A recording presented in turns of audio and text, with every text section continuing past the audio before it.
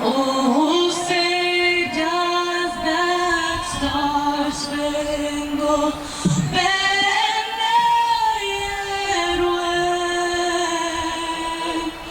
o'er the land of the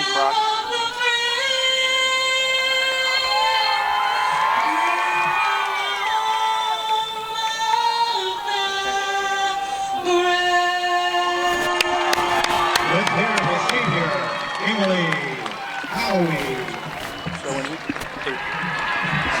We'd also like to thank the Rancho Verde High School Junior RLC He's going to count us down. Rodriguez, Gomez, Corey, and Take your time. We're good. We got this. 2 minutes, he says he's going to count down. What? 2 minutes. Okay. Can you hear me, Tommy? Okay? Mm-hmm. All right. ladies and gentlemen, CIF Southern Section contests are conducted under the strictest code of sportsmanship. Spectators are encouraged to support their own team and are requested to display proper sportsmanship with respect to the opposing school and the officials. The CIF Southern Section thanks you for your support of Rancho Verde Athletics.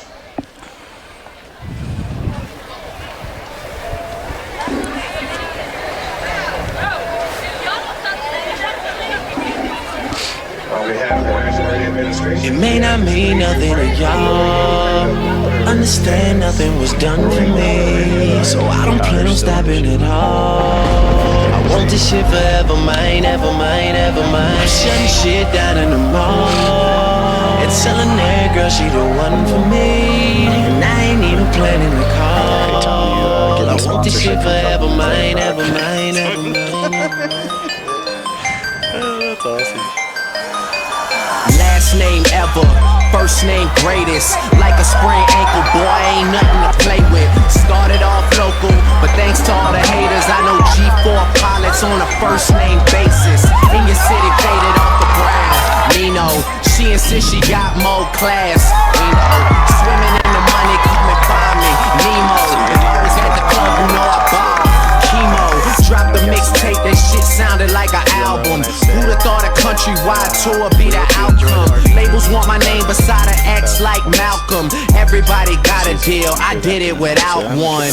Yeah, nigga, I'm about my business. Killing all these rappers, you would swear I had a hit list. Everyone who doubted me is asking for forgiveness. If you ain't been a part of it, at least you got to witness.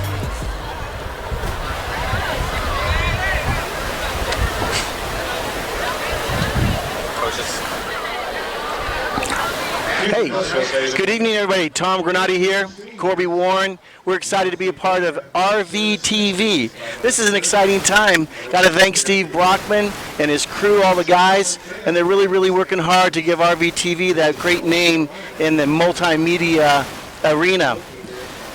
We plan to be here for as many games as RVTV can cover. We want to make our broadcast simple, easy for the general listener to follow along, whether it's football, as it is tonight, and we'll do some soccer, basketball, and baseball. We're just looking forward to it all, softball. So we look forward to bringing you some excellent work with student-driven productions, and we're excited about that. I do got to continue to throw a shout out to Mr. Brockman, because none of this would happen without his drive, determination, his extra effort, and that's powerful. So we appreciate his effort, and we're glad to be a part of this. This is exciting for us, too. Corby and I look forward to covering as many games as we can. And with that, I'd like to turn it over to Corby, and he'll tell you about tonight's game. Tonight's game, Rancho Verde Mustangs taking on the Temescal Canyon Titans here at Rancho Stadium. Corby. That's right, Tom. Temescal Canyon, we were talking with Coach Cohen before the game, and Temescal Canyon comes in with a record of 2-3, but Coach Cohen was so optimistic. He said they've been leading almost every single game going into the fourth quarter and have found a way to lose it, honestly. He said they've got a lot of talent. He said that their record doesn't indicate what they've been doing out on the field. They're led by quarterback Koa Apana and their running back Wells. They have a receiving quartet of just very talented young men, Frank Father, Scott, Borden, and Apana.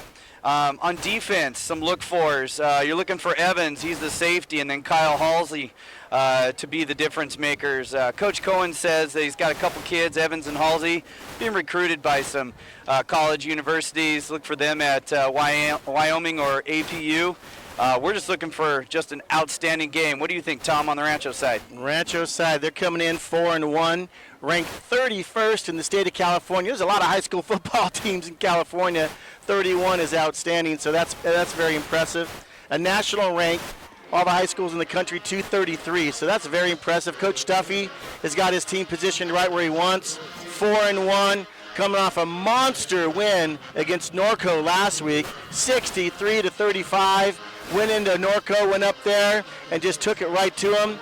A.J. Duffy, great game. Jordan Jefferson, 4 rushing TDs, a TD on receiving the ball as well. In fact, Coach Duffy, according to one of his assistant coaches, just called it an immaculate game. They scored, Rancho Verde did last week in Norco, on their first 7 possessions. That's 49 points. That's easy to figure out in multiplication. And then scored some more to kind of wrap it up. But just a great game last week against a very well-respected, powerful Norco team. So Rancho Verde Mustang are sitting pretty right now as we hit the second half of the season, game 6. Rancho Verde's averaging 43 points a game. Very nice there. Defensively, only giving up 16. Their only blemish on the season was that rematch against Upland a couple weeks back, and Upland just bigger, stronger, and they took it to them. But you never know how that may come around in postseason. 2-game winning streak right now, and we're just looking for a great game tonight. We know that Temescal Canyon, on paper, this doesn't look like it's a close game, but you never know in high school football. And we also are very lucky tonight because we're here at Rancho Verde Mustang Field, high above the stadium. And tonight is a really big celebration. Rancho Verde, this band gets to play at the Rose Parade in 2020. And the Rose Parade president, Laura is here tonight and has been here all day and had a nice celebration at the high school. So Laura Farber is here, president of the Rose Parade, and they'll have a nice little ceremony at halftime.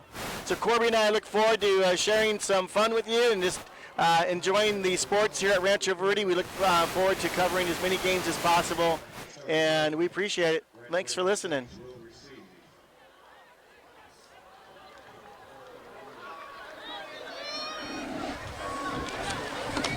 How was that? I thought that was perfect. I thought we killed it. Berber. Nice job. Oh, thank you. Thank you, Stevie. All right. Hey, Brockman, are we still live? Can't hear us. It's only him. I know. Oh. Well, I hope he can hear us. And let's welcome your defending world champion, Rancho Verde.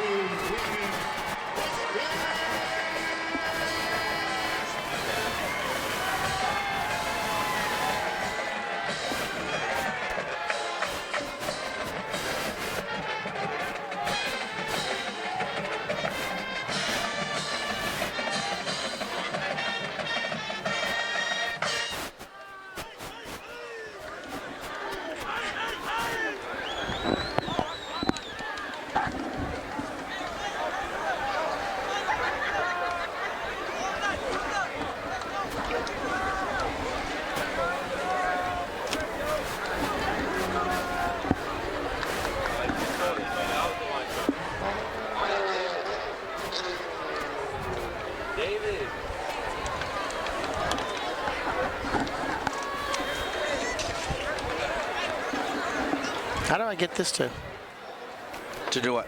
I want to copy it and send it to Jennifer. Right here. Just forward it. Oh, Yeah, and just message. thanks. Just click the message. There you go.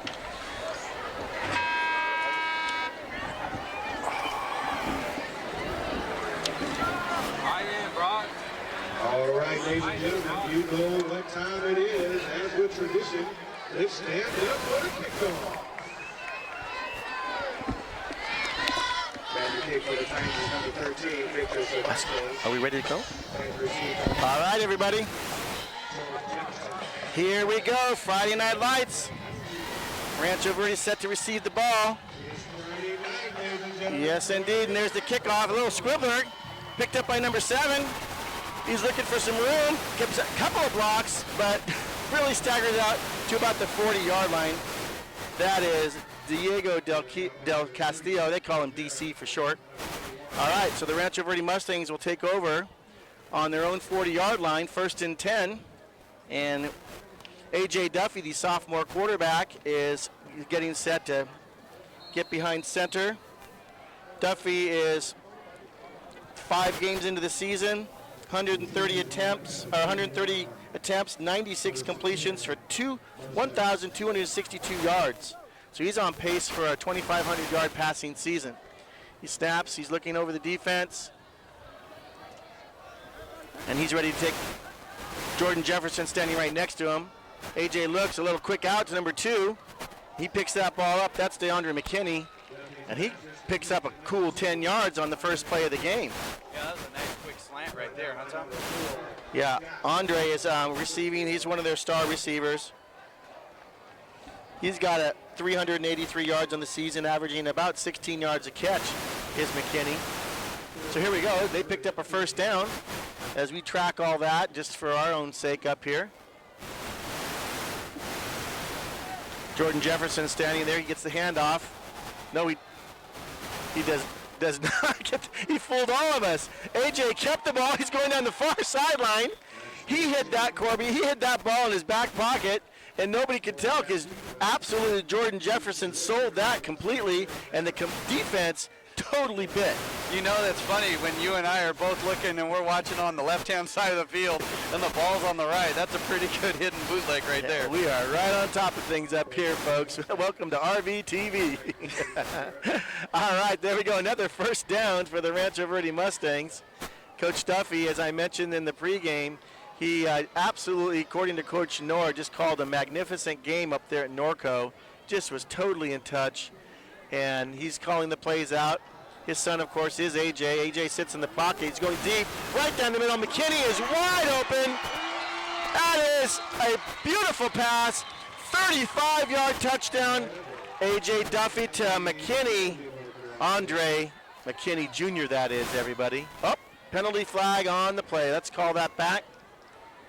Looks like the flag came from it is holding offense. So that negates a 35-yard touchdown pass from A.J. Duffy to McKinney, and they'll back it up 10 yards and try this all over again. But, Corby, the Titan defense was just pinched up, and McKinney was able to get behind it, and Duffy hit him in stride. Oh, that pass is beautiful, even though it got called back. I mean, Coach Duffy's got to be really happy with the execution on that. Not so happy with the holding call, but, let's see if they can get it back. So Duffy's back. They do a lot of freeze checking, though, the Mustangs. There's the handoff. We got it this time. And here comes Jordan along this side, the near sideline. Cuts back in, gets pushed out of bounds, out about the 36-yard line. A nice little pickup to get back. And that brings up second down. So it'll be about 2nd and 12, the Mustangs. They get the ball in the near hash mark. Duffy checks his wristband. The Titan defense is that front 4 is down. 2 linebackers. And he checks as they do this, as they call it. There's a handoff straight up the gut. And Jordan's fighting for a few, but not a whole lot there. Yeah, you know what, Tom? In that freeze checking, for people who don't know what that is, it is, the quarterback will go up and almost pretend to hike the ball. The line freezes, and then quarterback looks over at the coach for a signal, and either they change the play, keep the play, depending on how much the defense bit. And last game, Duffy was just perfect with it. Here's a snap back to Duffy. He's going down the sideline. That's number 8. A little high. Gets drilled after the ball goes over his head. He had his hands on it, but that was pretty tough attempt to catch. Yeah, you're right. So what Duffy does, he goes to the line, and he'll go up and go, go, go. And then the defense shifts after they hear that. They don't hike the ball. And then he looks over at Coach Duffy, and he'll give some sort of hand signal or something to indicate a change of play based on what the defense did. So that seemed to be highly effective, and they're very good at that. So here we go. It's 4th down, and the Mustangs are going to go for it on the Titan 37. There's a little screen pass to Del Castillo, and the Titan defense held nicely. And the Rancho Verde Mustangs are going to turn the ball over on downs, and the Titans will take over at about their own 34-yard line. Well, you know, the Titans did what Norco couldn't do last week, which is stop Rancho's offense. Yeah. And that was a good job by Cohen and his team of coaches, just staying home on that little screenplay. They didn't bite on that at all. And, of course, they got the break on the holding call, brought back a TD, but you know what? That's the name of the game.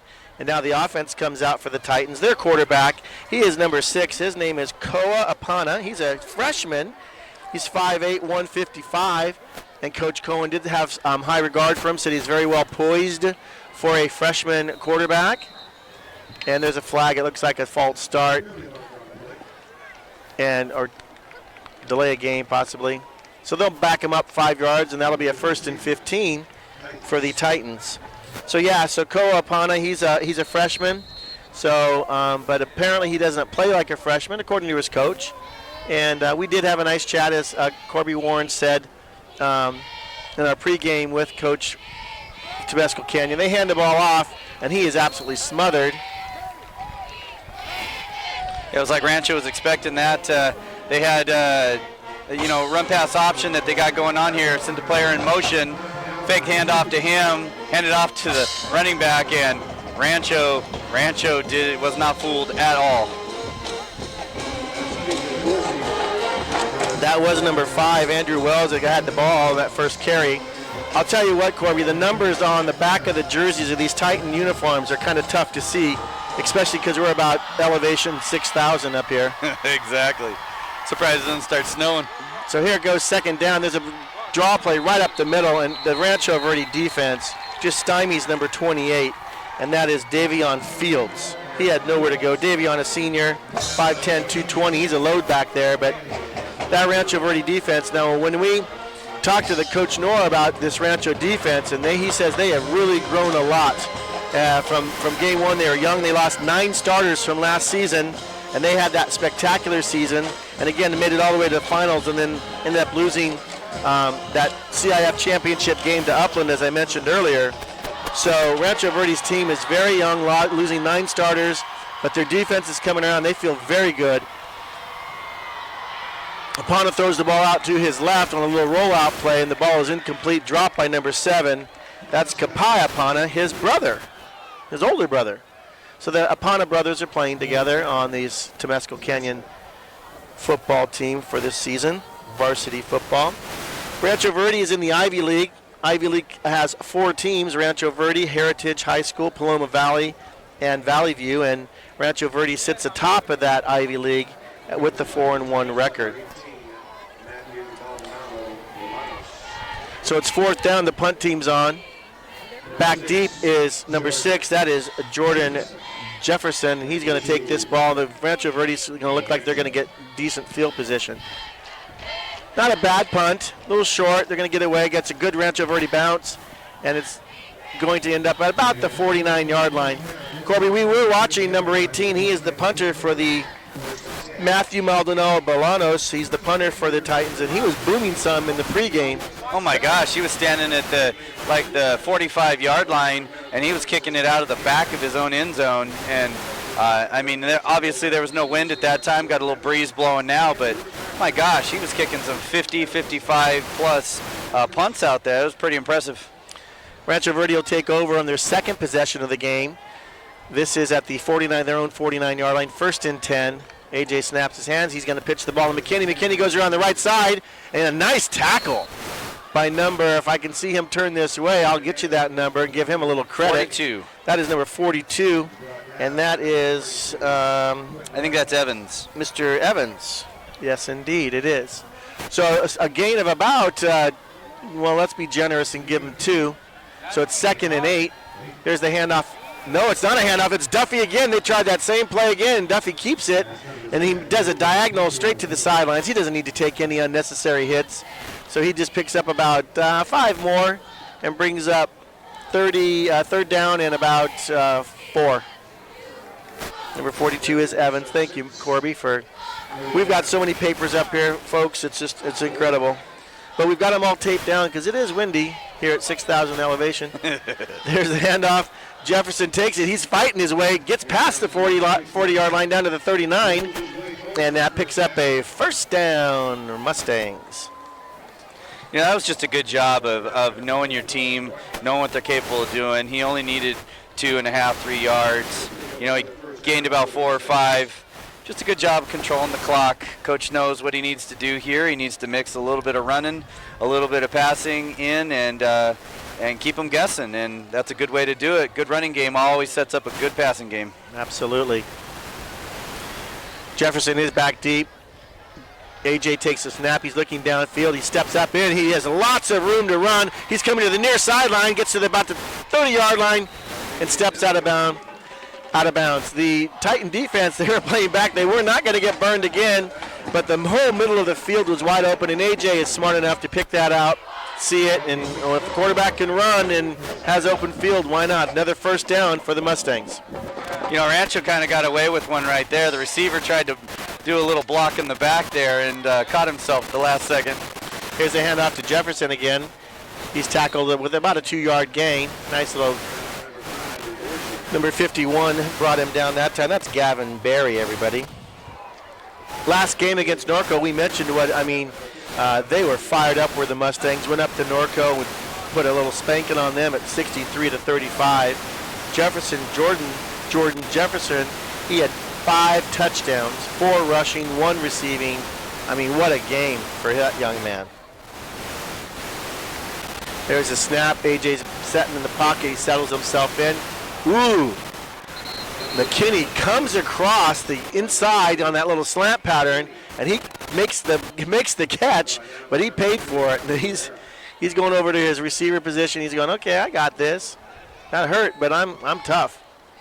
Yeah, that was one of those blind hits where he was looking back at the quarterback, and the cornerback came over and said, hello, goodness. Mr. McKinney. Introduced himself. So very nice job. The Mustangs are moving the ball nicely. Little mix of run and pass right now. It is third down and about 4 from the 24.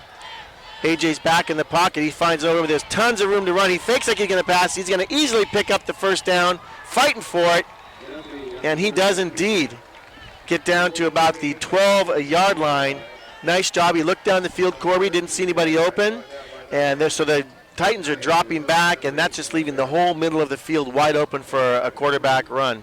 Absolutely. And, you know, to Temescal Canyon's defense here, they are playing really good man-to-man coverage out there on the outside, giving him no option of throwing. AJ's back to pass. He picks up Jefferson out of the backfield, and he just does not have a whole lot of room. And that's actually going to be about a loss of, it might be a no gain. Looks like the linesman over there on the far side is about right where the marker is. So that'll bring up second down and 10 from about the 13-yard line. Beautiful night here at Rancho Verde High School. They had a great celebration, as I said, today with the Rose Parade president, Laura Farber here. AJ takes the snap. He looks down across the middle, and that is dropped. That ball is dropped by Josh Carnell.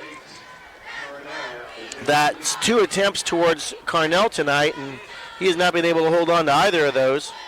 So that'll bring up a little third down and 10. What will Coach Duffy come up with his little bag of tricks here? Jefferson is standing next to him on the sideline, so we'll see what AJ does. It's 2 receivers down low, 2 up high. Little quarterback keeper here. Well, Jefferson is in the game, number 6. There's a number 6 on the sideline, too. There's a pass outlet to the number 3 on the far side. He's fighting his way. That is almost a touchdown. Demarion Young. Touchdown. Touchdown, he got in. I know that they had him right at the goal line, and he must have just leaned in. That's in the far corner of the field, about as far away as he can be from us. But there you have it, 5:09.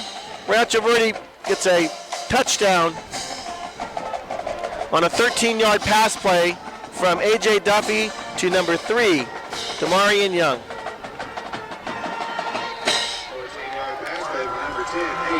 Duffy, number 2, Andre McKinney. McKinney. To attempt the extra point for the Mustangs. The announcer said it was McKinney. I thought it was number 3. Santiago just boots it through. Luis Santiago can kick the ball. There you have it. 7-0, 5:09 left in the first quarter. Rancho Verde Mustangs jump out to a 7-0 lead. Let's see what the Temescal Canyon Titans can do on their second possession of the game. I thought that was number 3 out there, but I did too. I saw number 3 catch that ball, so, I'll take our 2 sets of eyes up here. It's not like that we've... We're never wrong. What are you talking about? Yeah, never wrong. Yeah, of course. Just briefly, the Rancho Verde Mustangs are in the southern section, Division 1/2. Mission Viejo 6-0. They're number 1 ranked in the southern section. St. John Bosco's 5-0. They're number 2. Mater Dei High School 5-0 at number 3. Murrieta Valley's 5-0 at number 4. Sierra Canyon 5-1 at number 5. San Clemente is the 6. Notre Dame 7. And there's Rancho Verde 8th in the southern section. So there, and I told you about their state ranking at 31. So the Rancho Verde Mustangs, even though they're a relatively young team, again, losing 9 starters from last year, they are just ready. And according to Coach Knorr, when I talked to him yesterday, he said, we're in Game 6, so we kind of know our defense, our players are young, but we know what they can do. We know who we need to turn to when it's time to turn to them. And they have a really good feel for the young players on this Rancho Verde Mustang team. Santiago kicks the ball all the way back to for the touchback, and the Titans will take over at their 20-yard line. He's a pretty amazing young kid. We talked the last time about just the strength of his foot and how last year he put them into a title game and that sort of thing. And I hate to jinx him, but man, he is super, super accurate. So what an ally to have on your team. And he is a senior, and I would hope that maybe some colleges, and we didn't ask that, quite frankly, of the coach, but hopefully some schools are looking at him. There's a fake handoff. The ball's thrown over the middle. Nice little pickup. That's to number 4, DeJure Scott from Apana. Koa is the quarterback. Remember, he is the freshman. So that was a nice little play to open up their second possession, Corby. Just a nice little slant pattern over the middle. And he made a nice connection. The ball was on target and pick up about 7. Yeah, that was great execution right there. I mean, simple, easy. I think that's what they're going to have to do against this Rancho defense. So we have 2 wide receivers down here to the near side. Big tight end is moving. There's a handoff, and there is nothing. He is being driven back. That is big number 28, and big number 28, Davion Fields, 220-pounder, did not get anywhere because that Rancho Verde defense picked that up immediately and sealed that edge and pushed him right back. That was a loss of about 4. Brings up about 3rd and 6 for the Titans. Yeah, that was impressive right there, the leg drive. I mean, first 1 person, then 2, then 3, and then there was like half the team over there tackling him. Still couldn't bring him down. The Rancho defense is led by Dorsey and Logan, their linebackers. And they've just got a good crew, and they're getting better every game. There's a ball over the middle up high. That was for Frank Father, and Frank Father just could not come down with it. That ball was a little high from Apanya, and that brings up 4th down. And I'm guessing we'll see the punter, number 18, Matthew Maldonado Bolanos. And yes, here he comes. Should be good field position again here for Rancho. Yeah, as the wind is blowing into their face. And last time, he had about a 30-yard kick. The wind blowing the other direction. Rancho's got the advantage right now, but that's going to change here in about 3:43. Jefferson's back. Bolanos is going to kick it. He's going to try to get a nice spiral off, and he does. It's kind of a floater, gets to about the 50-yard line, and the Mustangs will take over about their own 48. So with 3:35 to go in the first quarter, Mustangs 7, the Titans nothing, and the third possession coming up for the home team, Rancho Verde. Corby Warren is alongside me, and we really look forward to more of these RVTV games. And it's just nice. We come up here and and the kids do all the work, and it's just really a great education these guys are getting. They can plug in and get it fired up, and if there's a connection not working, they figure it out, and it's just good skills that they're learning. Yeah, absolutely. There's a handoff to Jefferson straight up the middle, and he's just powering those powerful legs he has. Jefferson's 5'7", 165, and we saw him, Corby, on the field earlier, and he was just in, sweats, kind of a T-shirt pulled up, and that young man's got some guns. He's got some thighs. He is solid. Yeah, he's very well put together, and you know what? It shows out on the field too. Is he's not a huge, tall guy, but he can just carry people with him. Drive those legs. That's right. So McKinney's down here to the near side to us. Up top is Del Castillo. AJ takes the snap. He fires over the middle, wide open, easily. Picks up not only the first down, but Del Castillo, DC as they call him. Nice little catch. A few yards after the catch. Diego, nice job. That was a nice job of finding the hole in there. So right underneath the line, beyond the linebackers and in front of the cornerbacks. Here's another handoff. No, it's not. It's AJ. He keeps it, and they must have seen something in film because they are using Jordan Jefferson as the decoy, and AJ Duffy just keeps it, and he's got some wheels as he heads around that right side, and he's heading right for that pylon. Got knocked out of bounds. It is another first down for the Mustangs. Ball's at the 10-yard line. Yeah, you're right. Coach Duffy absolutely has seen something with a certain configuration on defense that's just working. Here comes a pitch to number 3. That's Damian Young, and he gets tackled with a pickup about 2. That was a little. The whole defense did not get fooled on that play at all. To Marion Young. He's a sophomore, 5'11", 175. And I am pretty sure, Corby, he was the one that got that first TD. Oh, I 100% agree with you. Like I told you, we're never wrong. Except when we are. Yeah.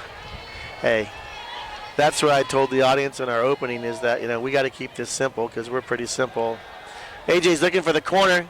He's looking for McKinney. That ball was a bullet, but the defender, the cornerback, was right with him. That was number 10 on D, and that is Michael Smith, and I got to give it to Michael. He was hanging right there with Andre and knocked that ball away. Somewhat of a risky pass, but you know what? AJ's got an arm, and he fired that ball in there. And he was only about 8 yards away. They are on the 8-yard line, so that'll bring up third down, and it's third down, and they can get a first down right at the 1-yard line. There goes Jefferson. He's fighting his way. He's still up. There, that's exactly what we talked about. Touchdown for the Mustangs, and we just talked about his legs, his drive. A strong young man, and boy, did he just prove it right there. He busted a few tackles, and he made it to the end zone for a nice little 7-yard run. Touchdown. Yeah, that was an absolutely great run. Number 1 tonight for Jefferson. Nice little drive. I do not remember where they started from, but they started from the 48. 48. Nice job of keeping track of that because solo 48-yard drive.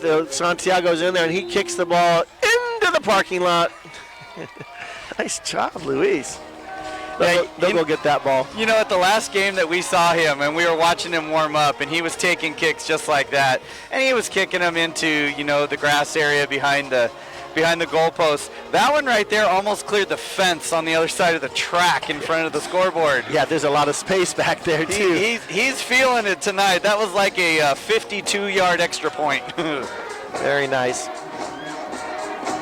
So let's just go back to Duffy for a second while we have, as the special teams comes out and they get ready to kick. 5 games. He has, Duffy, 96 completions on 130 attempts. As I said earlier, at 1,262 yards. So he's on pace for a 2,500-yard season.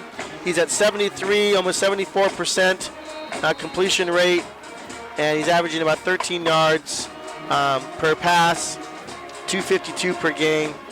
Just a stud quarterback, and he's only a sophomore. Beautiful. All right, here's Santiago. The Temescal Canyon Titans are going to get the ball again. This is not going to make it to the end zone, so they're going to get. Oh, it did. He took one step back, As we all know in high school football, once it hits the end zone, it comes out to the 20-yard line. So he caught it about the 1, and his back foot just stepped right past the goal line. And Cornelius Brown, the referee, was right there, saw it, and blew the whistle. Hey, Tom, I'd like to take this second to thank Mr. Popper's Kettle Corn. They supplied us a bunch of food tonight. You know, Brockman teases us that we're paid in peanuts. Well, tonight we are literally paid in popcorn. So thank you. We really appreciate it, the kind gesture from them. Mr. Popper's Kettle Corn, delicious. Here's a handoff coming around to the near side. I was just thinking, I was swallowing, just making my mouth water, thinking about Mr. Popper's Kettle Corn. That was number 4, DeJure Scott. And he was tackled by number 23 of the Mustangs. That's Livingston. So second down, that picked up about a whole cup of nothing. And again, that Rancho Verde defense is just stout. And they just, you know, as it stands right now, Corby, the Titans have not done nothing. Well, you know, and Cohen, before the game when we were talking to him, he was talking about how Rancho just doesn't have any cracks or any weaknesses back there. It's just catching them in an error. That's the way you try to beat them. So you got to try, 20, 30 different things to find out what works. There's a snap. Apana takes it. He's rolling out to his left. He throws the ball, picks up number 1. That's a very nice play, kind of a safe throw. Goes to the far side to number 4. And that is DeJure Scott, and he catches that ball. He's going to be very close to a first down to bring up third down and about 2. You know, Coach Cohen was comparing him to Russell Wilson on that pass right there. He couldn't have looked any more like him. Scrambling out, throwing on the run. It was a very athletic quarterback. So it's about third down and 2.5, 3 to go. This would be big for the Titans. They have not had a first down, and they could use one right here. Keep the ball out of the hands of that Rancho Verde offense. So here it comes. Play right up the middle. They have it. He's going up. That's number 5. Yeah, beautiful run straight up the middle, but got through the line of scrimmage, got past the linebackers into the secondary, and that was a beautiful run by Andrew Wells. Nice job, and a first down and then some for those Temescal Canyon Titans. That is their first down. First down, and that's what I was saying. They needed that big time. So they have the ball at their own 45, 14 seconds to go, so this will be the last play of the first quarter. Apanya takes the ball. He's looking back in the pocket, fires over the middle again. Very nice. That's just a simple up and in pattern, a little slant pattern, post pattern. And number 1 catch that ball, and that is Frank Father. And that was another nice first down, nice pass. And that's the first quarter. So there you have it, 14-0 at the end of 1 for the Rancho Verde Mustangs. The visiting Titans have come in. They are on the move, though. So they've got a little bit of maybe their jitters out. Who knows? You come into Rancho Verde, come against this powerhouse team who's just knocked off Norco last week by just a wipeout. So they could come in here. They're 2-3, as you said in your opening. 2-3. So but they've been in, according to Coach Cohen, and you mentioned this. They've been in all their games. They just kind of just laid an egg in the fourth quarter and ended up losing. So some of those close games. So maybe they're just getting the kind of the cobwebs out, so to speak. It is the month of October, so Halloween's coming, but that's a few weeks away. What is happening, though, this month of October is Breast Cancer Awareness Month, and we've got the Titans. They're wearing their pink socks out there. We've got the Rancho Verde High School cheerleaders. They've got their pink on with their bows in their hair. You know, it's a really neat month, special month to me. My mom had breast cancer. We've got lots of family members that have gone through stuff like that, so worthy cause. Outstanding. Good. All right, so here they go. Apanya takes the ball, pitches it. Now it's much easier to see these guys as their numbers are so skinny on their back. It's so hard to see. That's number 5 who carried the ball. He gets knocked out of bounds. That's Wells. He picked up about 2. But I think that Coach Cohen needs to go back to the little intermediate passes. Slant patterns have worked beautifully for them on this drive. You know, Rancho's defense is just so darn fast that you have got to get that ball out of the quarterback's hand quick and not let those linebackers set back there. So, all this little play action stuff, it's all nice, but I'm telling you, I agree with you. Those slants and running some of those post patterns, that's where they've seen their success.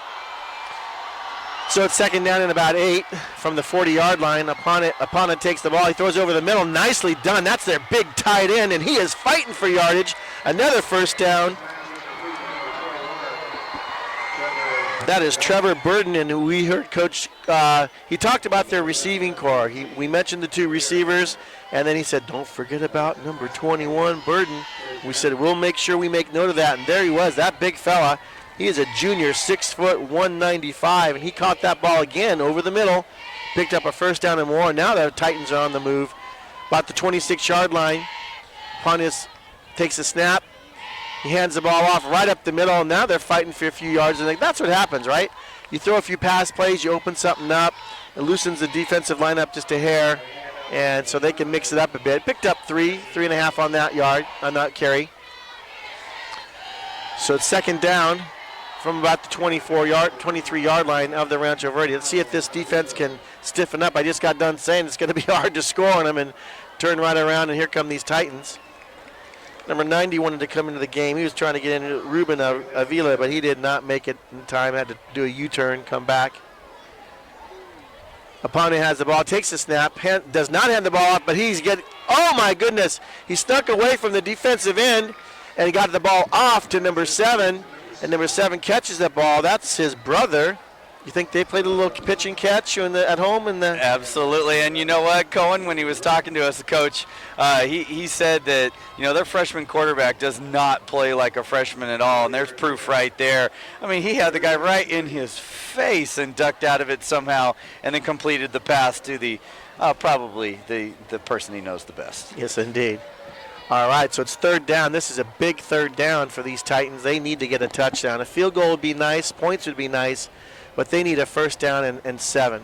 Let's see what Apanya can do. He takes a snap. He looks back. A little screen pass, and that was a horrific pass. I mean, he actually had his receiver open. That was number 5 out there, Wells, and he was wide open, but Apanya did not have much composure on that particular pass and basically threw it right to the turf.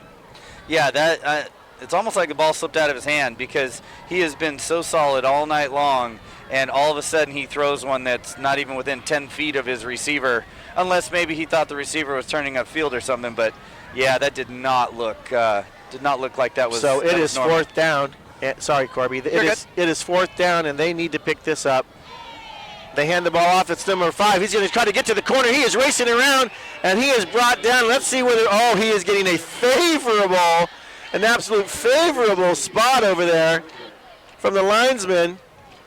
And Cornelius Brown, the referee, gives the old first down signal. That was nice because he was brought down, Corby. It looked like about a yard shy of that. I would agree with you, and that was a great open field tackle. I mean, just an absolutely wonderful open field tackle out there, and they didn't get the benefit of the call on that one. They showed a bunch formation on that, and then number 5, Wells, just got out to the corner and just a little foot race and got a favorable mark and a first down. And the Titans are still in business. Here comes. There is absolutely nothing. I mean, I had to stop in my tracks because number 1 Frankfather got the handoff from Apana, and he all of a sudden looked up and there was 5 red jerseys right there. Yeah, I think that was Livingston who was outside, and it's either Livingston or Logan. I can't see his jersey, whether it's 22 or a 23.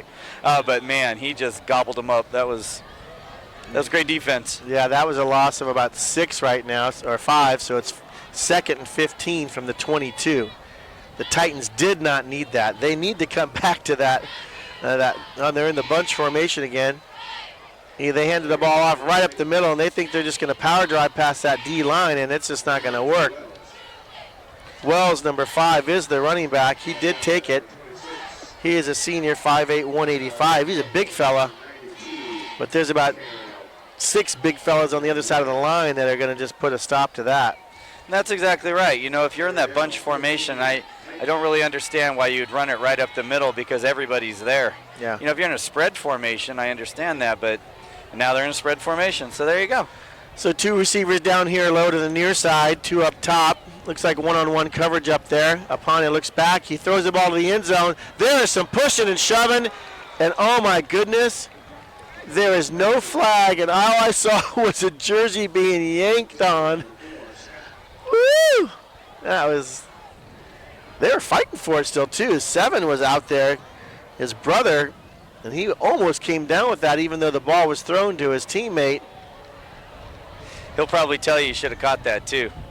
Hit him square in both hands, but, man, when you've got somebody with a handful of jersey, oh my, that's kind of hard. I don't know how that wasn't pass interference. Yeah, but you know what? When you watch NFL nowadays, holy cow, what's pass interference? I mean, you just never know.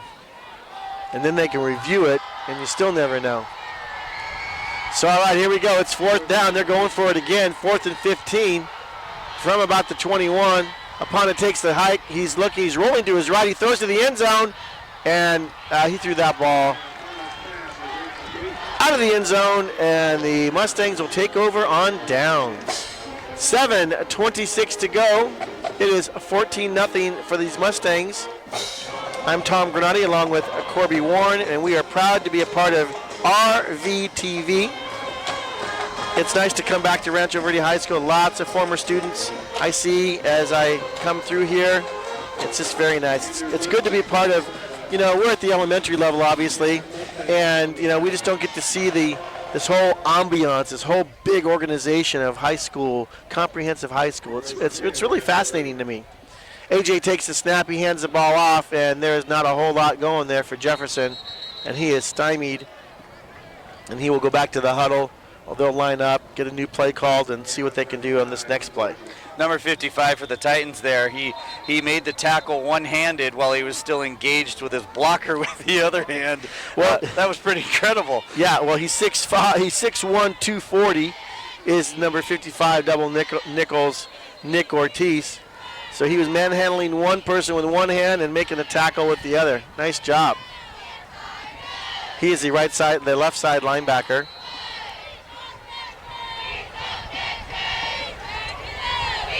Actually, he's lining up as a defensive end right now.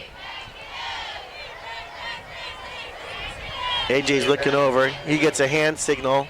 Now he calls a play, so they do that freeze check. And AJ looks. There's a wide open number 3. He's almost broke that tackle, slipped through it. Demarion Young.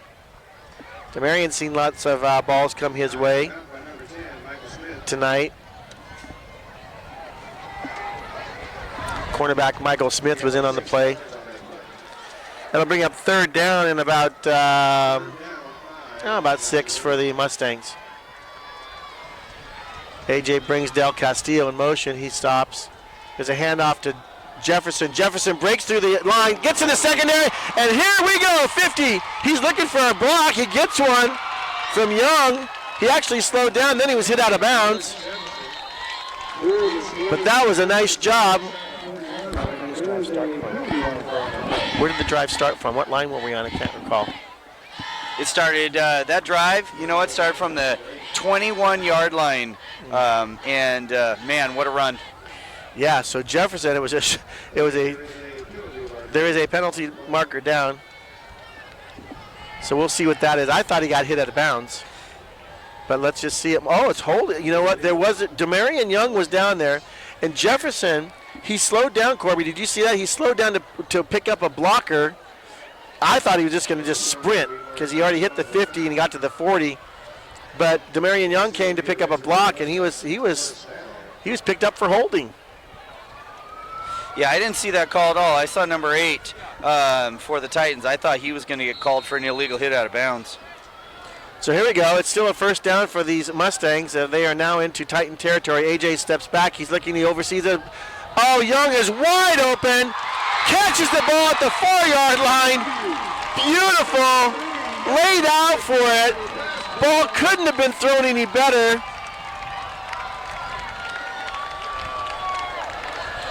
You know what? That throw right there, the catch was probably just as good as the throw.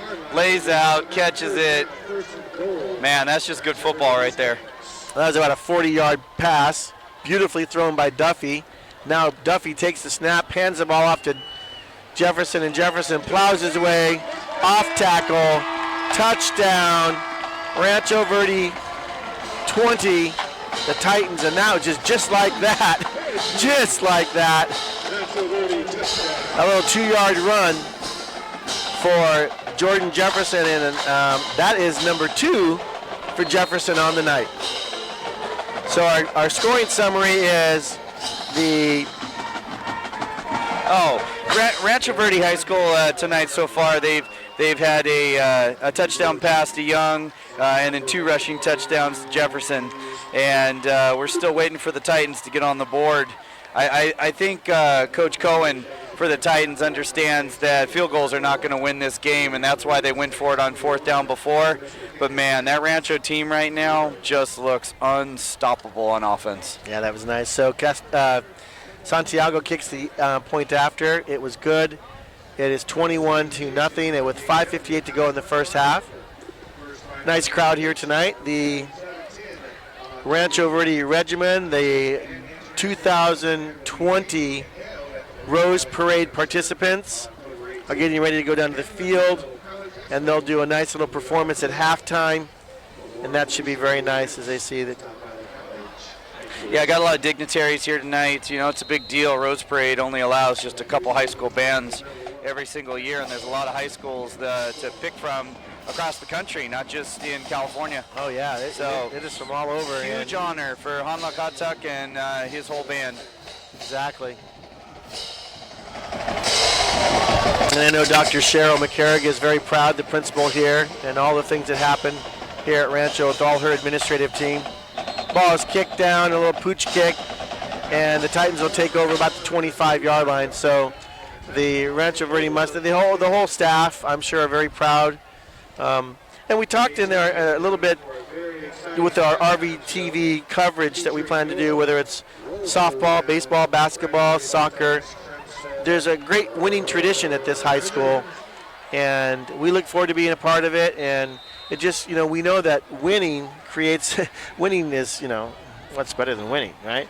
But the bottom line is when you have winning teams, it creates a nice climate around your school, and and that's what's happening here at Rancho Verde. Ball upon the pitches the ball back to number 5. That's Andrew Wells, and Andrew just went the wrong way. Yeah, that was ugly from the beginning. The linebackers were in the backfield already when he pitched the ball. Yeah, that's a loss of 10. Well, they're getting that good penetration now, and they're fast. And we've already talked about Logan and Dorsey. Haven't given much credit to that D line, but they're there and they're big, they're strong, they're fast, and they can get to the point of attack quickly. So it's 2nd down and a mile. Apana goes back, throws down the middle, finds number 1. He breaks the tackle. Very nice, just short of the 1st down. That was a pickup of about 19, I should say. Pardon me. So that'll bring up 3rd and 1. That was nice. The receiver, number 1, Frank Father, caught the ball, went up. Corby caught it, came down, broke the tackle, and then took off for an extra few yards. Yeah, and this is what happens when you're, a really good football team. You're super aggressive.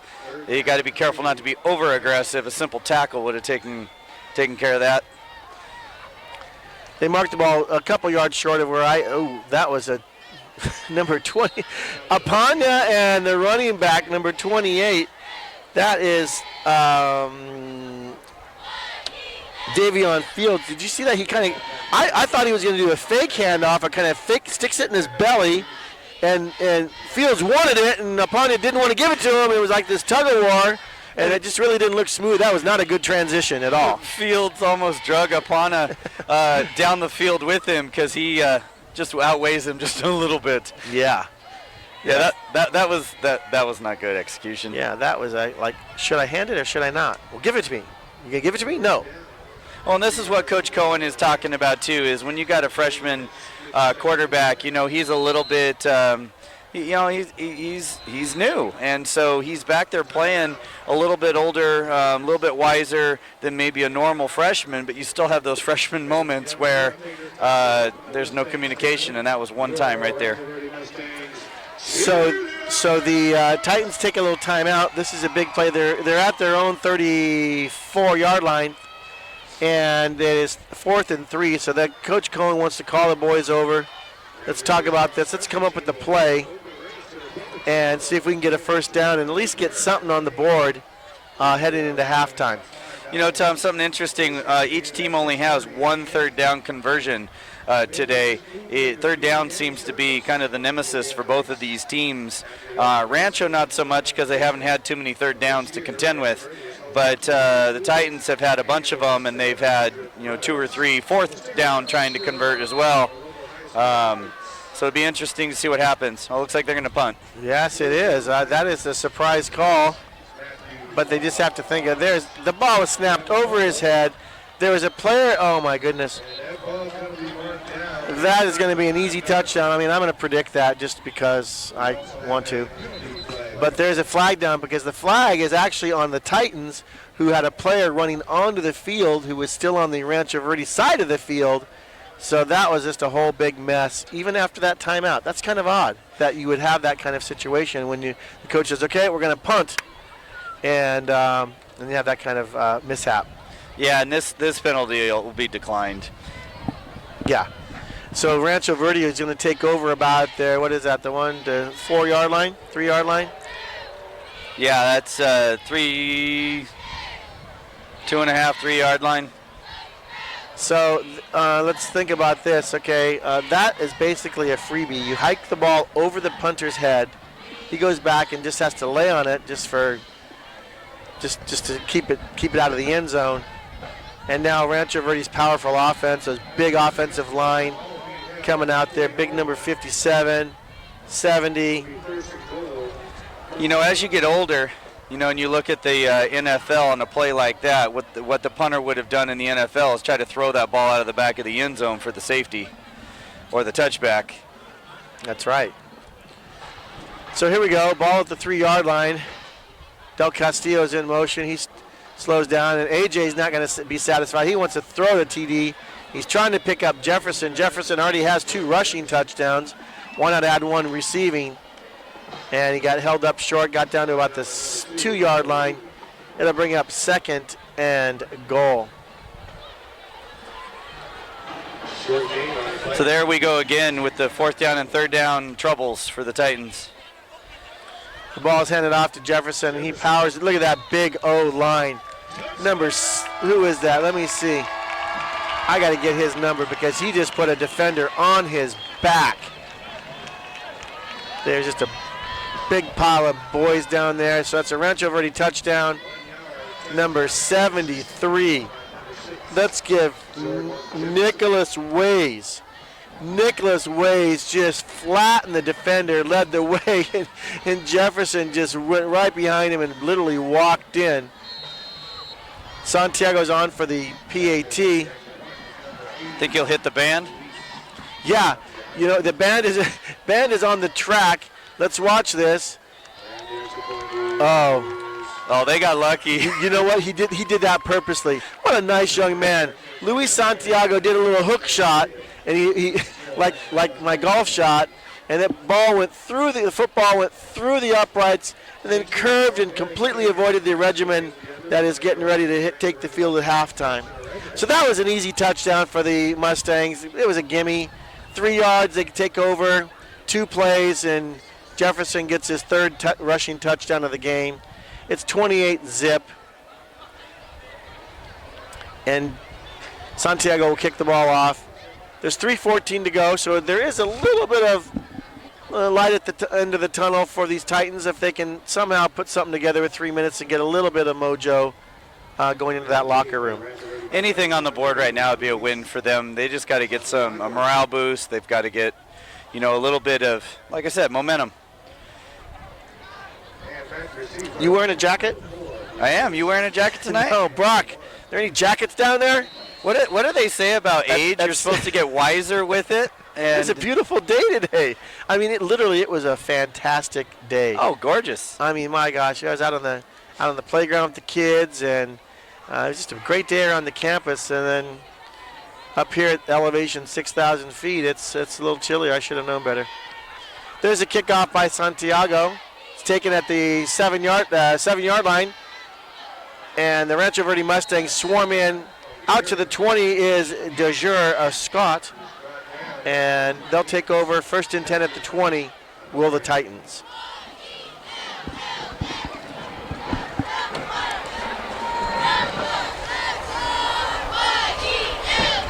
cheerleaders look good down there, and they're pink, and that is just a nice evening.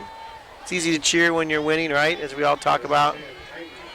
I do see some dignitaries. I see Superintendent McCormick down along the sidelines. Doug Henderson, our director of STEAM, is standing down there with Sergeant Stoll. I see Mayor Vargas, Paris Mayor, on the sidelines. So it's a nice evening and an opportunity for Rancho Verde High School and the Val Verde Unified School District to get some nice recognition. We have a lot of great things going on in our district, and this Rose Parade participation opportunity is just another little notch on the Val Verde collar. Absolutely. You know, and looking down here, you know, all the parents that came out to see their kids perform what's probably going to be the Rose Parade performance that they're going to do, or it's at least their show that they're doing right now. It's pretty neat just seeing the whole entire Val Verde community coming together. Yeah, in fact, walking up, and you heard it, and I saw several of my students. You know, hey, Mr. G, hey, Mr. G. And I go, what you doing here? Oh, my brother and my sister's in the band. So it is, like you said, all the families come out. It's a big deal. And it's nice to see the younger kids, the elementary students, come out and get to watch a little high school football, get to see Big Brother and Big Sister perform. It's a nice little family evening, Friday Night Lights. You know what I like about this too, Tom? When I was in high school, I don't know about you, but the band wasn't necessarily something you wanted to go do. Rancho Verde High School has students that they start in elementary school down in the 3rd grade, starting to play around with instruments, and the whole idea is for them to be part of this 250 plus band here at Rancho, the one over at Citrus, Orange Vista. They all have these recognized bands in the state of California where they're doing these amazing things, and it's just neat to see these well-rounded kids that are coming out of our school systems. Not just athletes, not just academics. You've got all kinds of arts going on. Allison Huntsman in the district office is kind of taking the lead with that, and well-rounded kids. That's what we want. Absolutely, 21st century learners. All right, so here we go. Apanya takes the ball. He pitches it out to his left, and there is just nowhere to go for number 5, Wells, and he was hit hard. This Rancho defense is just incredibly fast. They closed that gap. There was a good 6-yard difference between him and the linebacker, and still knocked him back for a loss. Let's talk about Dalen Kyles, number 25, the guy who just put the hit on that Wells. Dalen Kyles, linebacker, he's a junior, 5'11", 225, but this is his first game, Corby. He is a transfer student, and the way the CIF rules work, and I'm not an expert on it by any means, but from what I understand is if you transfer to a school, you have to sit out 5 games. And so he sat out. Kyles did the first 5 games, and this is his first playing time. And look at that. He gets in there, and he just puts a smack down on the running back Wells from the Titans. Yeah, already making a difference, already improving the team. And Rancho's team was pretty darn good before he was playing, and so imagine how much better it's going to be now. The punt team is out, and he boots the ball off. It's a low liner over the head of Jefferson, but Jefferson's too quick. He picks it up at the 35, gets to the 40, breaks a tackle. He's got some strong legs, gets out to the 45, and you just can't arm tackle that young man. You try that, and he's just going to bust it and keep going. He's proven that tonight several times. So not much on offense again for those Temescal Canyon Titans. They're in their white with the blue bottoms. As you stated earlier, they've got the pink socks or tape on down there to recognize the Breast Cancer Awareness Month. So the Mustangs will take over with 1:48 to go. They have plenty of time. It doesn't take much for them to strike. They're taking over at their own 46-yard line, 1st and 10. AJ's looking over. They check, they look. And he's just composed back there as can be. Takes the snap. He sits in the pocket. He's looking. Nice little overhand throw. Nothing there. Threw that one away on purpose. See, that was such tight coverage. Number 44 on the Titans. I'm trying to get his name. He's not listed on my sheet. No. But number 44 was just blanket coverage outside on number 3 for Rancho, Demarin Young. Demarion Young, yeah, he was there. There's 2 receivers there. He was the intended target, but that was not going to fly. He was covered too well. So that brings up second down, 10 to go.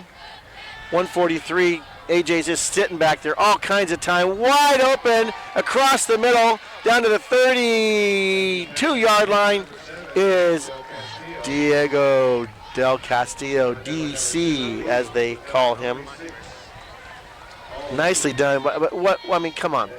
AJ's back there. You just love his form. It's beautiful form. He's back there. His O-line's giving him all kinds of time. The receivers are getting down the field, finding that opening, and he's hitting them. There he goes, right up the middle. That is yeah, beautiful. That was a floater. So what we've seen, that's Jonah Carnell with that was from the 40-yard line. 40-yard line. 40-yard bomb. And you know what was nice? We just talked about AJ back there. He can throw a bullet. He can throw it on a line, a frozen rope. And then that one, he just let Carnell run under it. He threw a little rainbow. Nobody was going to get to it. And it was right in the end zone. And watch this. This is going to go right into the band. Oh, the tuba. The tuba guy caught it. That was awesome. What a catch. That was sweet. The tuba goes, okay, Santiago, you're my buddy in algebra class or trig class. Let's try to kick it into my tuba. That was cool. That was awesome.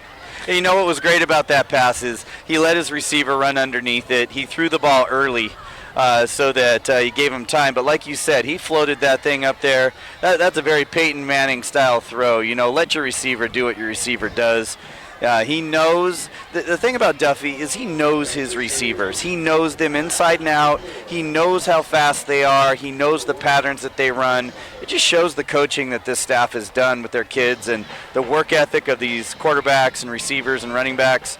Man, they are just something fun to watch. They look more like a small college team versus a high school team. They're just very, very disciplined out there. And they're very young, so that's that. You know, when you can do that, when you can show that kind of discipline or have that kind of knowledge and have that kind of make those adjustments, and it's the coaching staff, of course, but you got to have the horses, literally the Mustangs, to do it. That was that was pretty good. That was weak, actually, but yeah. So we've seen it all. That was, how far was that? That was about a 40-yarder, did we say? Yeah, that pass came from right around the 38-yard line. And again, he just floated it into the end zone, and it right was down the middle. Yep. Jonah Carnell, all he did is he just ran right to the goalpost. And ran underneath it. Yep. Straight down the middle, wide open. There's the kick. Ben better be ready too, the tuba player. Up, got to the end zone. He was trying to stay out of the end zone so he could run one back, but he just backed into it again, so it'll come out to the 20. Touchback. 1:17 to go. 35 to Zippo. And, you know, honestly, I mean, you can never take any team lightly. It's high school football. You know, I mean, who would have thought, honestly, and I don't think the Rancho Verde went into Norco last week, and, you know, Norco probably heavily favored, a much older team as far as number of seniors. And Rancho Verde put 63 on them. They put 49 up in a row. Yeah, for 7 possessions. So you can never take an opponent lightly. And so coming into this game, as Temescal Canyon quarterback Apanya hands the ball off to number 5. I think there was just a very good confidence. In fact, Coach Norris said that. He said, we're not overconfident. We're just feeling better. We've gotten past the Upland game.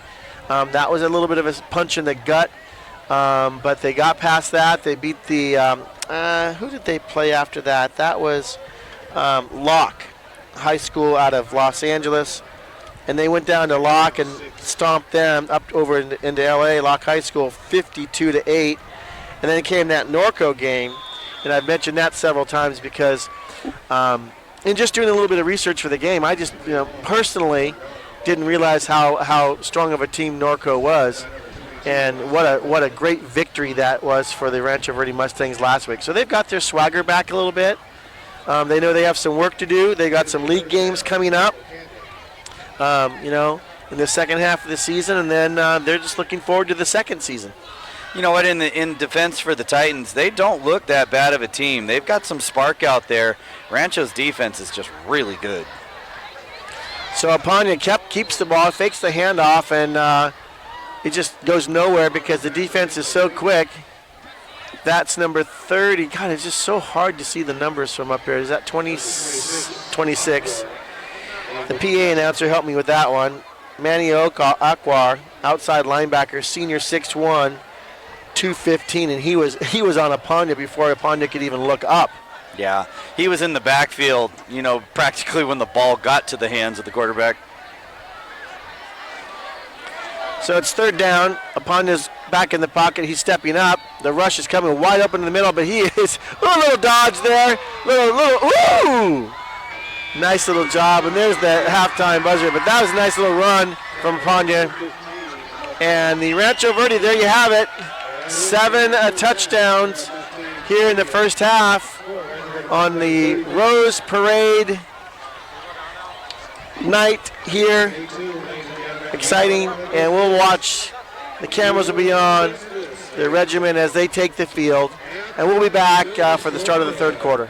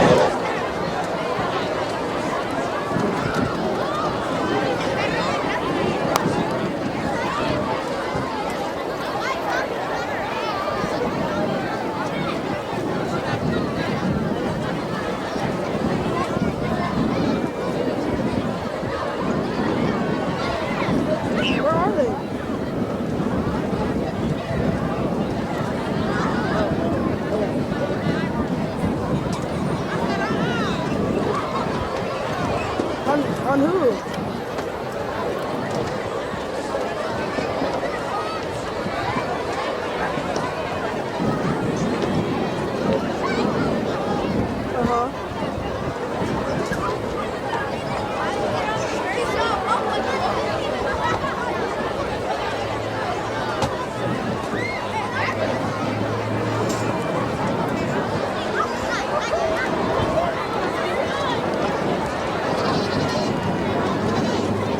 All right, ladies and gentlemen, we're just about ready to start the halftime extravaganza featuring your Rancho Verde Mustangs Crimson Regiment.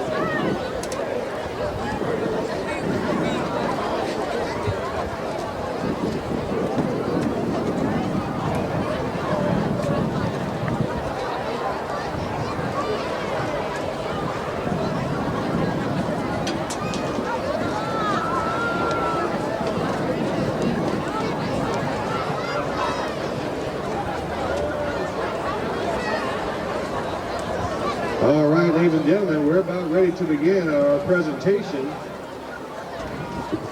right here on the track.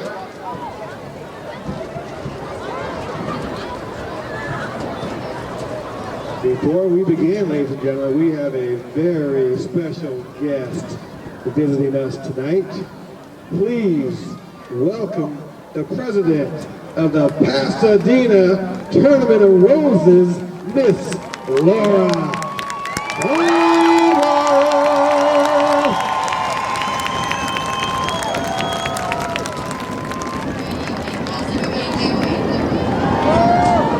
It's a pleasure to be here. On behalf of the Roses Association, I'm here with the president of Los Angeles.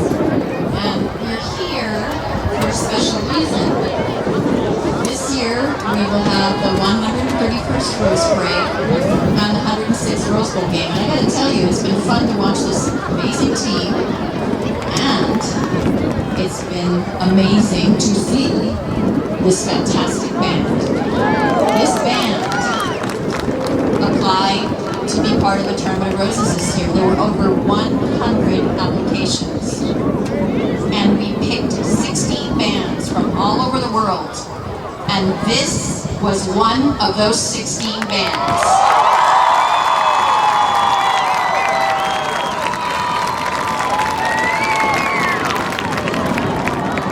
For the first time in its history, the Rancho Verde Crimson Regiment will be representing the state of California in the Rose Parade this coming year.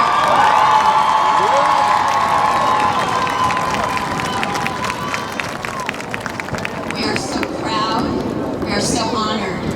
This band is incredible. They are technically amazing, musically amazing, but most importantly, they won our hearts. Your community, your story, your school, what you represent, the diversity, the beautiful community that you have, how you come together and create this beautiful band with an amazing director. Looking for our band director here. Can you please join me in thanking this fantastic band director and the support of your superintendent, because there is incredible support for this band, and I want to recognize that support because it's not the typical amount of support. Thank you so much, Mr. McCormick. And I would also like to thank the parents who make such a difference in this community. Yo soy la primera latina de ser presidenta del torneo de las Rosas. Voy a hablar en español un momentito. I'm going to speak in Spanish for a minute, and I apologize for those of you that don't understand Spanish, but I have to do this. My husband and I los agradecemos, tenemos mucho orgullo de esta banda y de lo que ha hecho y lo que va a hacer el resto de este año y lo que va a hacer el 1 de enero en el desfile. Y también van a tener un show el 29 de diciembre en Pasadena City College. There will be Band Fest on December 29th at Pasadena City College. We invite all of you.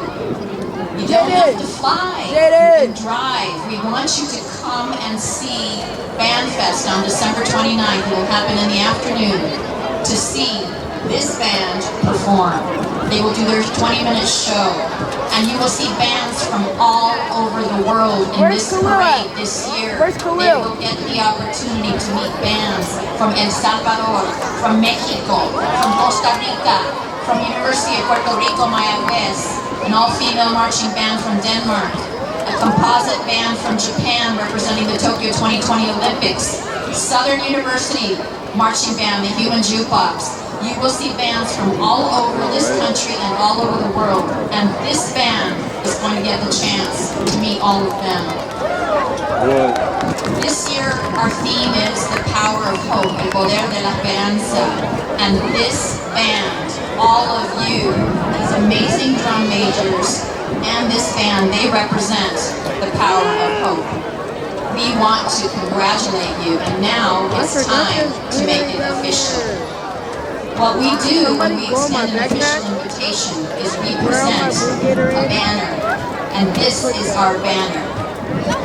So, on behalf of the Pasadena Tournament of Roses, it is my honor and my privilege to officially invite the Rancho Verde Crimson Regiment to participate in the 131st Rose Parade on January 1, 2012. Congratulations!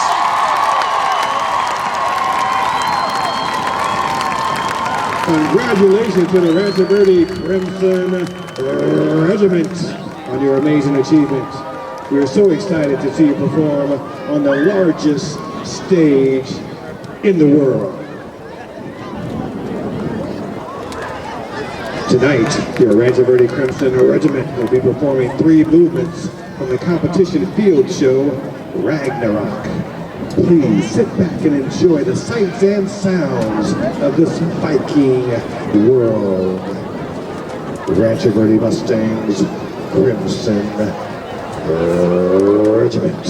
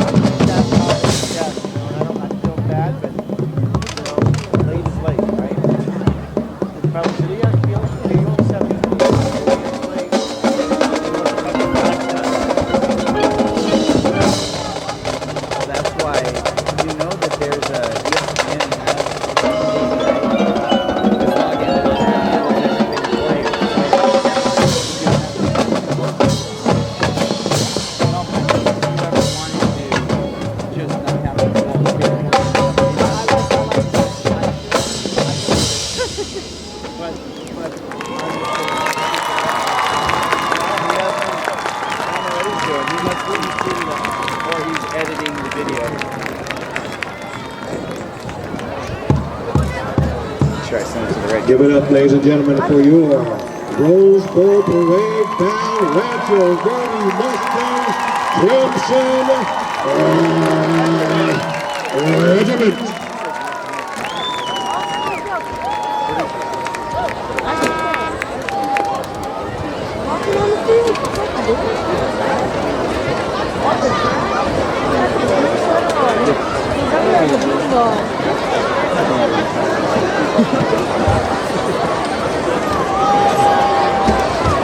Now be sure, ladies and gentlemen, to set your alarms to watch the Crimson Regiment march in the Rose Bowl Parade down Colorado Boulevard, January 1, 2020.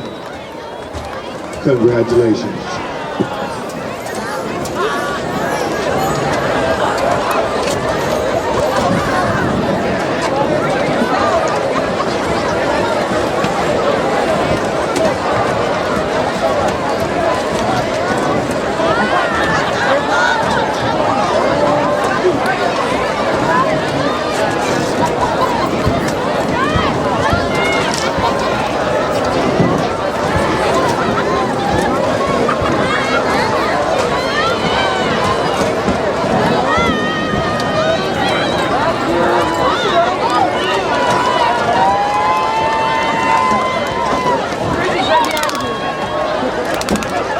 Rancho Verde High School Mini Mustangs Child Development Lab will start its first day of school on October 21st. This developmentally appropriate preschool program runs on Mondays, Thursdays, and Fridays from 10 o'clock to 12 p.m. and is led by our very own Rancho Verde High School Child Development student interns. So if you have a 3 to 5-year-old who is potty trained, please contact Rancho Verde High School's main office for more information. Suggested donation for the program, only $10 a week. So mark your calendars and check out the Mustangs Child Development Lab.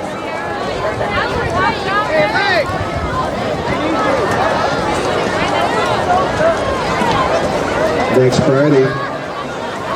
Friday, mark your calendars for next Friday, October 11th, because it's homecoming as we host the Elsinore High School Tigers. You want to come early, it's going to be a packed Mustang Stadium. That's next Friday, October 11th, homecoming Mustang style.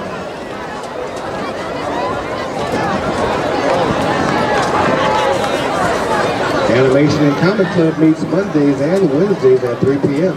room 413. Again, that's Animation and Comic Club, Monday and Wednesdays, 3 p.m. There we go. 413.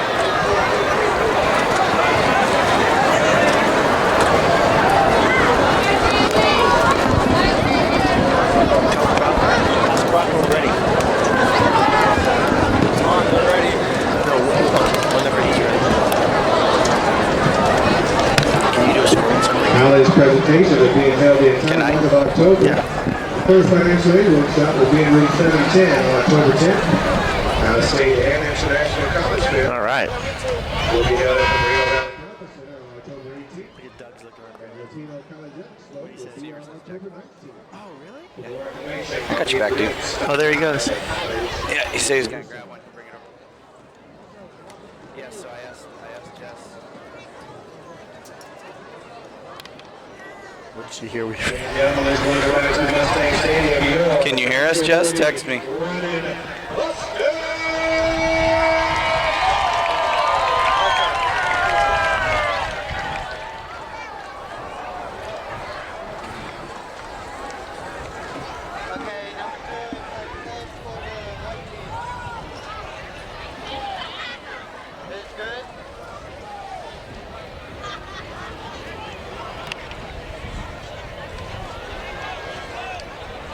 We want to take this time to congratulate CTE students of the month of September.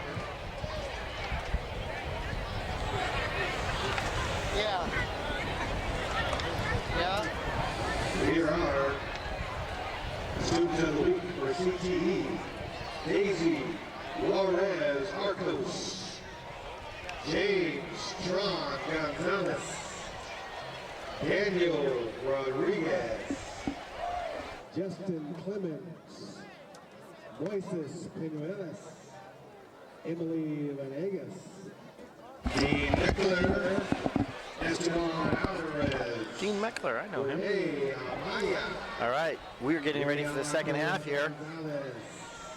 Tom Granati along with Corby Warren. It is a special night here at Rancho Verde, Corby, where we just heard Laura Farber from the president of the Rose Parade recognizing and officially inviting the Crimson Regiment to the 2020 Rose Parade. So that is big. That's huge. Over. She said over 100 schools apply and only 16 get it. And we're lucky enough to get one. There's the kickoff. The Mustangs kick it to the Titans. Titan running number 20 takes the ball to about the 38-yard line. And here we go, everybody. It's I don't know if we're going to have a running clock just yet. 35-0, 7 touchdowns in that first half, Corby, and it was just all Mustangs. Yeah, all Mustangs, you're right, Tom. You had, just in the first quarter alone, 14 points, one by Young, one touchdown by Young, one by Jefferson, and then in the second quarter it was all Jefferson from short yardage. And then TD late to Cornell, who scooped that one in, that nice floating pass. So we're looking at 35-0 right now. Hopefully the Titans can get something started. Pontiac takes a pass, a quick little slant pattern, nothing there. Little thrown too hard. Number 4 was DeJure Scott. He was the intended target, but Pontiac put too much mustard on that, and that ball is incomplete. Brings up a third down for the Titans Mustang defense. All right, I'm on 3. Second down. So it was nice to see all the dignitaries. Laura Farber, she addressed the audience here. It was nice. And very, very nice show from the regiment out on the field as well, Corby. Yeah, and there was a lot of the people from Valverde that you expect to see.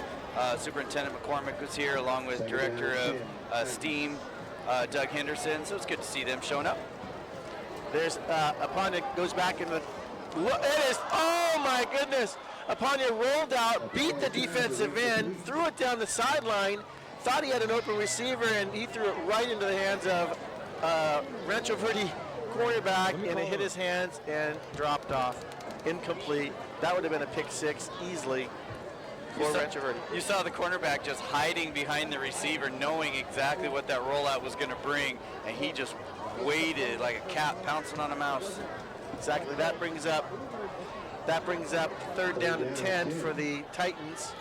Apanya takes the snap. He looks back, he's in the pocket, he's rolling, he's feeling all kinds of pressure. He throws the ball out, picks up about 5 yards on that pass, but it is fourth down, and here comes the punt team. They cannot afford to go for it, even though they're down 35-0.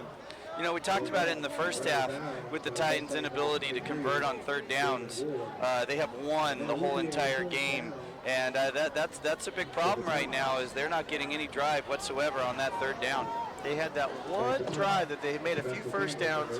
They didn't have to convert because they made a few first downs on the first or second down. But you're right, there's just nothing happening on third down for the Titans. Here's Jefferson. He takes the punt at the 15-yard line and loses his footing on that AstroTurf. And the Mustangs will take over with 11:34 to go in this second half. I'll be back here next week. Corby, you will not be. You're going to have a little family thing going on, but we will be back here with RVTV next Friday night for homecoming. That's always a big deal in high schools, of course. Absolutely. Homecoming game, you get everybody who is alumni come back, and they watch the game, which is super exciting. So, all right, so A.J. Duffy, he's still in the ball game. He stands at about the 10-yard line. He's waiting for the snap. He takes a look over at Coach. Coach is giving a little hand signal. Coach Duffy on the sidelines, of course, is A.J. Duffy's father. Coach Duffy looks at the defense, says, okay, let's run this play. And here comes Jefferson straight up the gut. Veers off to the right a hair to that right hash mark and busts out and picks up about 14 on that play. First down. Hey, Tom, I hate to interrupt you real quick, but somebody brought you a present right over there on the pizza box. Hey, what shot am I doing? That pizza was good, and you know what? Mr. Popper's caramel kettle corn was delicious that we enjoyed while watching the regiment at halftime. I'm still getting the kernels out of my teeth there. A.J. Duffy hands the ball off to Jefferson. He goes up the middle for about 3. It'll be second down and 7. Nice crowd here tonight coming out to enjoy a lot of, as we said earlier, see a lot of band member families because this is a big, big deal being selected for the Rose Parade. Duffy takes this, he's back in the pocket. He's going to throw a bullet right down the middle. There's DC. He picks the ball up.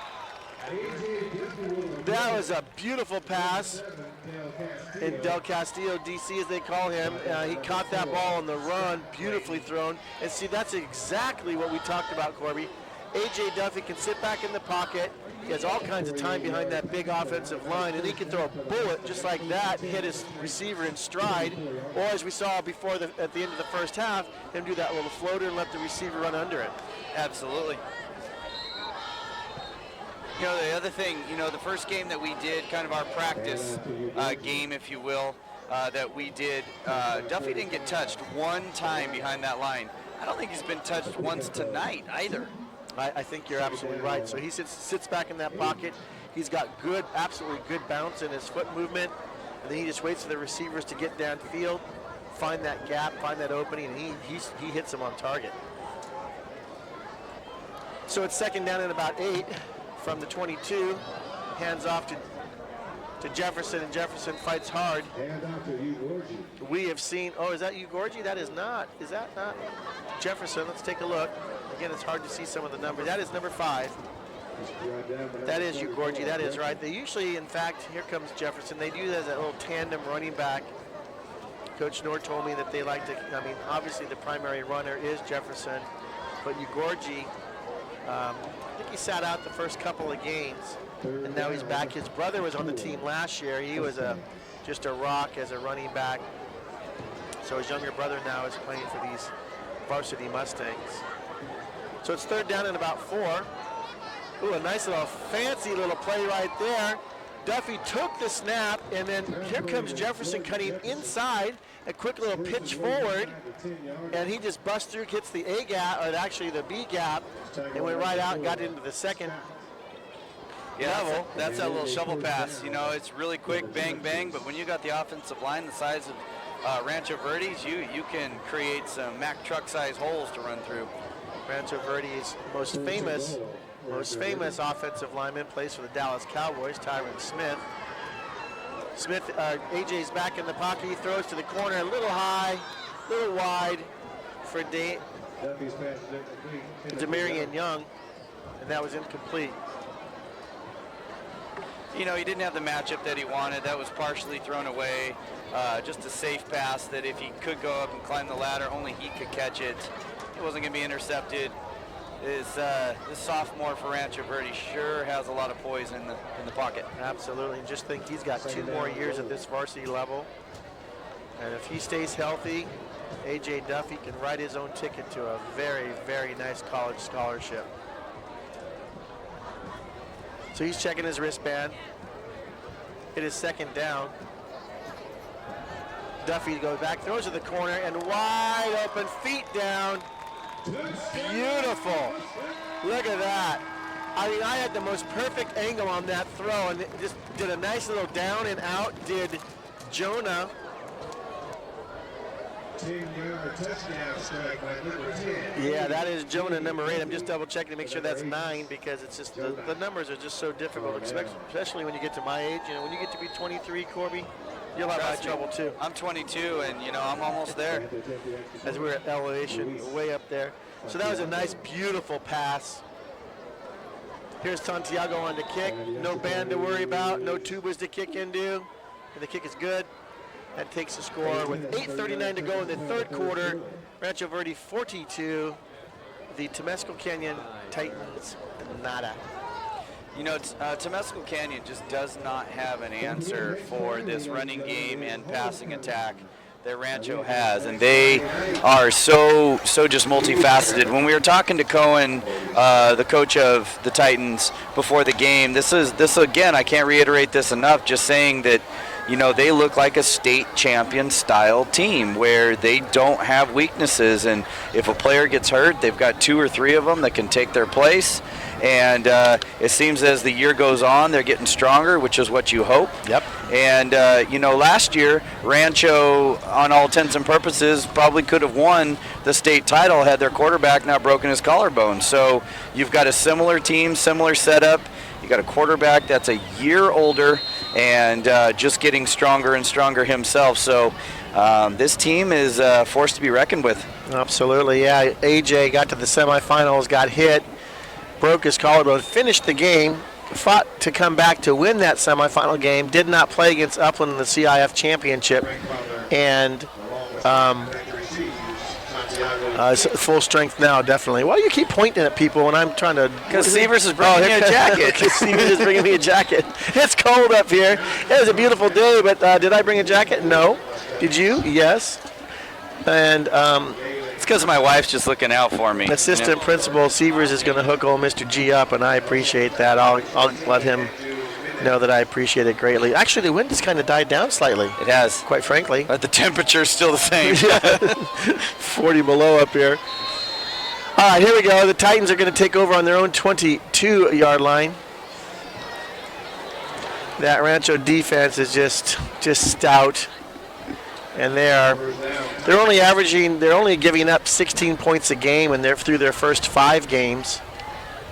And tonight it looks like could be a shutout. Yeah, it's not looking good for them.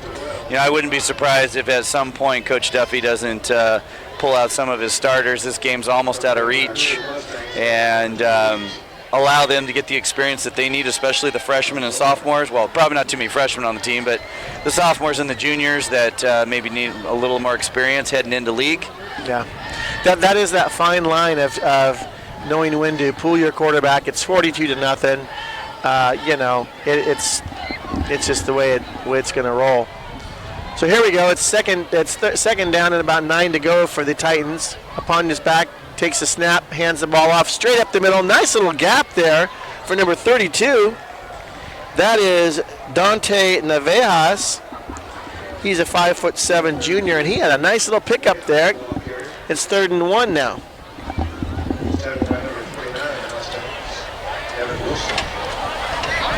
So Apanya is going to try to guide his Titans down, pick up this 3rd down conversion that we've been talking about all night long.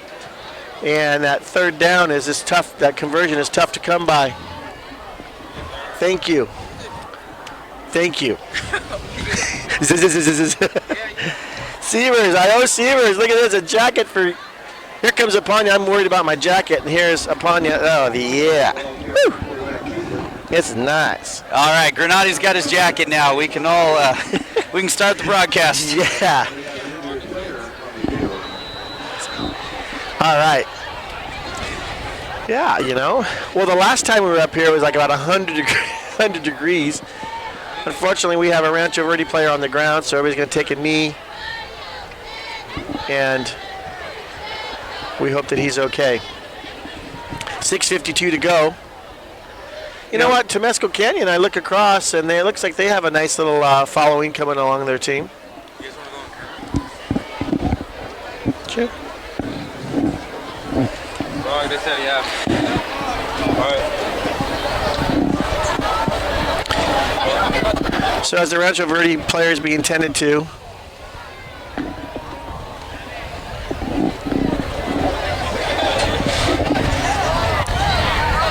Here we are at our 6,000 foot view of the. Hey, here we are. Got a shot of us up on the booth there. Yes, now we're nice and toasty with our Valverde jackets on. Tom Granati here, Corby Warren, RVTV. It's a pleasure to be with you. We look forward to covering many sports, and you know what? The exposure and the work of the CTE program with the video production crew. We know that Valverde is very famous for Valverde High School with their Team Vision program, recognized globally is Valverde High School. And now with Brockman here at Rancho Verde, he's stepping up the game here, and we're just going to go along for the ride. It's the kids doing a lot of the work, and we just get to have some fun up here. So we enjoy this very much. Yeah, big shout out to Mr. Brockman. Thanks for inviting us.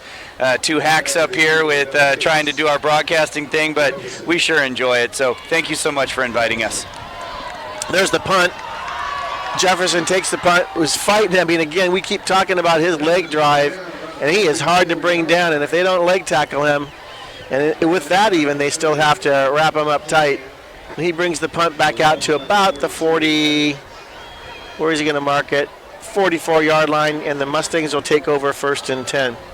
I don't know if you saw it, Tom, that as that play was coming across, as he caught that number 12 for Rancho, got absolutely laid out with his feet up in the air.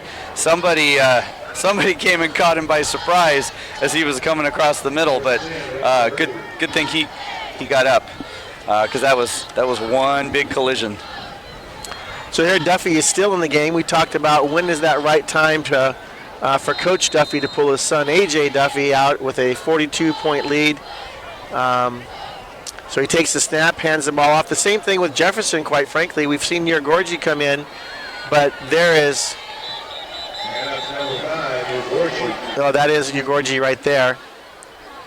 5 and 6 on these uniforms look mighty close together, don't they? Yeah, the 22s and the 23s as well, and it's the shoulder pads that as they ripple underneath the bottom of the pads, we can't see the bottom of the number. So we don't know the 9s and the 8s, and they're all kinds of fun out there. All right, so this brings up a 2nd down and about, let's call it 8 for the Mustangs. Gorgie's still in there. So Jefferson is out for the time being. AJ's not. He throws a little out pattern to number 7, DC, and DC takes it. He picks up the 1st down, and that'll move the chains. The clock has stopped. Honestly, I'm surprised that they have not got this clock running. But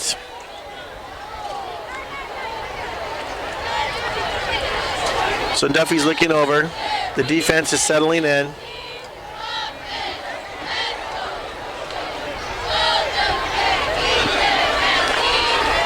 Del Castillo comes in motion. AJ hands it off. And Gorgie takes it up right up the middle for a couple of yards.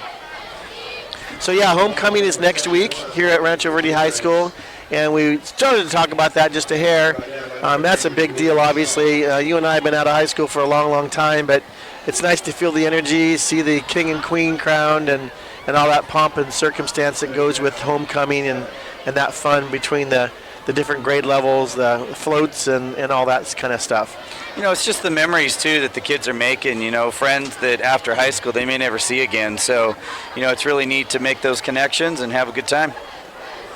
So Duffy himself is standing at the 45-yard line, takes the snap, he's going back, he's looking over, finds number 2, McKinney, wide open for he did a little button hook, came back for the ball, caught it, got a couple yards after the catch, that yak, yards after catch, and now it's a 1st down, the chains move, and I'm going to guess that this is, Corby, A.J. Duffy's last series. If they put the ball in the end zone, I think we will see their 2nd-string quarterback get some action. I 100% agree with you. I don't think that he sees a snap anywhere near the 4th quarter.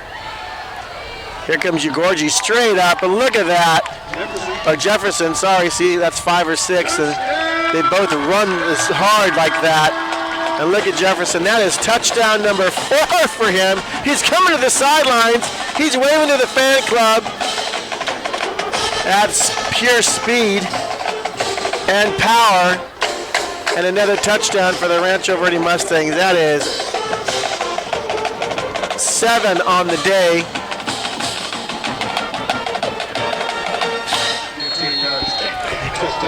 Yeah, that is, so it's 48-0, so 6 touchdowns. You've got 1, 2, 3, 4 of them by Jefferson. J.J. There's the kick, and the extra point is no good. He missed it. He pulled it to the left. I got to erase my 7 off my board now. That's not any good. And and we thought it was going to be 49. Now it's technically 48 points. So you're right. That is 7 touchdowns that they have. That they do have tonight. I miscounted. So there you have it. Santiago pulls it to the left, but a very powerful run by Jordan Jefferson, and he is just picking up touchdown after touchdown. You know, like you said at the beginning of the broadcast, Tom, Jefferson is not a very tall guy, but he is very well put together. So you get that, you know, smaller package style running back where all of it's really low to the ground. You know, as the NFL broadcasters always say, the lowest person in a collision or in a tackle is always going to win, and he is winning those battles. He is so hard to take down. You a little warmer with the jacket on? Oh, this feels lovely.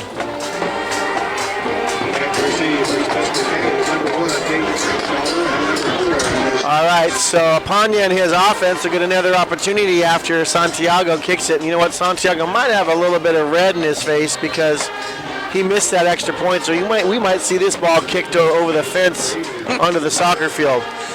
Yeah, he might be a little mad about that one. I haven't seen him miss an extra point in, well, ever. Yeah.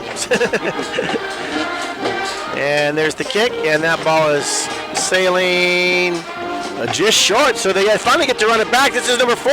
He finds a gap, and he is going to bust down the sidelines all the way up to about the 48-yard line, and that's what he's been trying to do all night long to his DeJure Scott. He took the ball. That ball, Santiago did not get it to the end zone for the automatic touchback, and he caught the ball about the 2-yard line, brought it all the way out to the 49. A very nice 48-yard kickoff return for DeJure Scott. That was good speed right there, too. He had an explosion right through that first hole, and he just kept on going. And if it wasn't for that last man, he was in the end zone. Yeah, he did put on the afterburners as he came right about the 20-yard line, and he just found that gap and just bolted up the near sideline. So excellent starting position here for the Temescal Canyon Titans. Apanya takes the snap.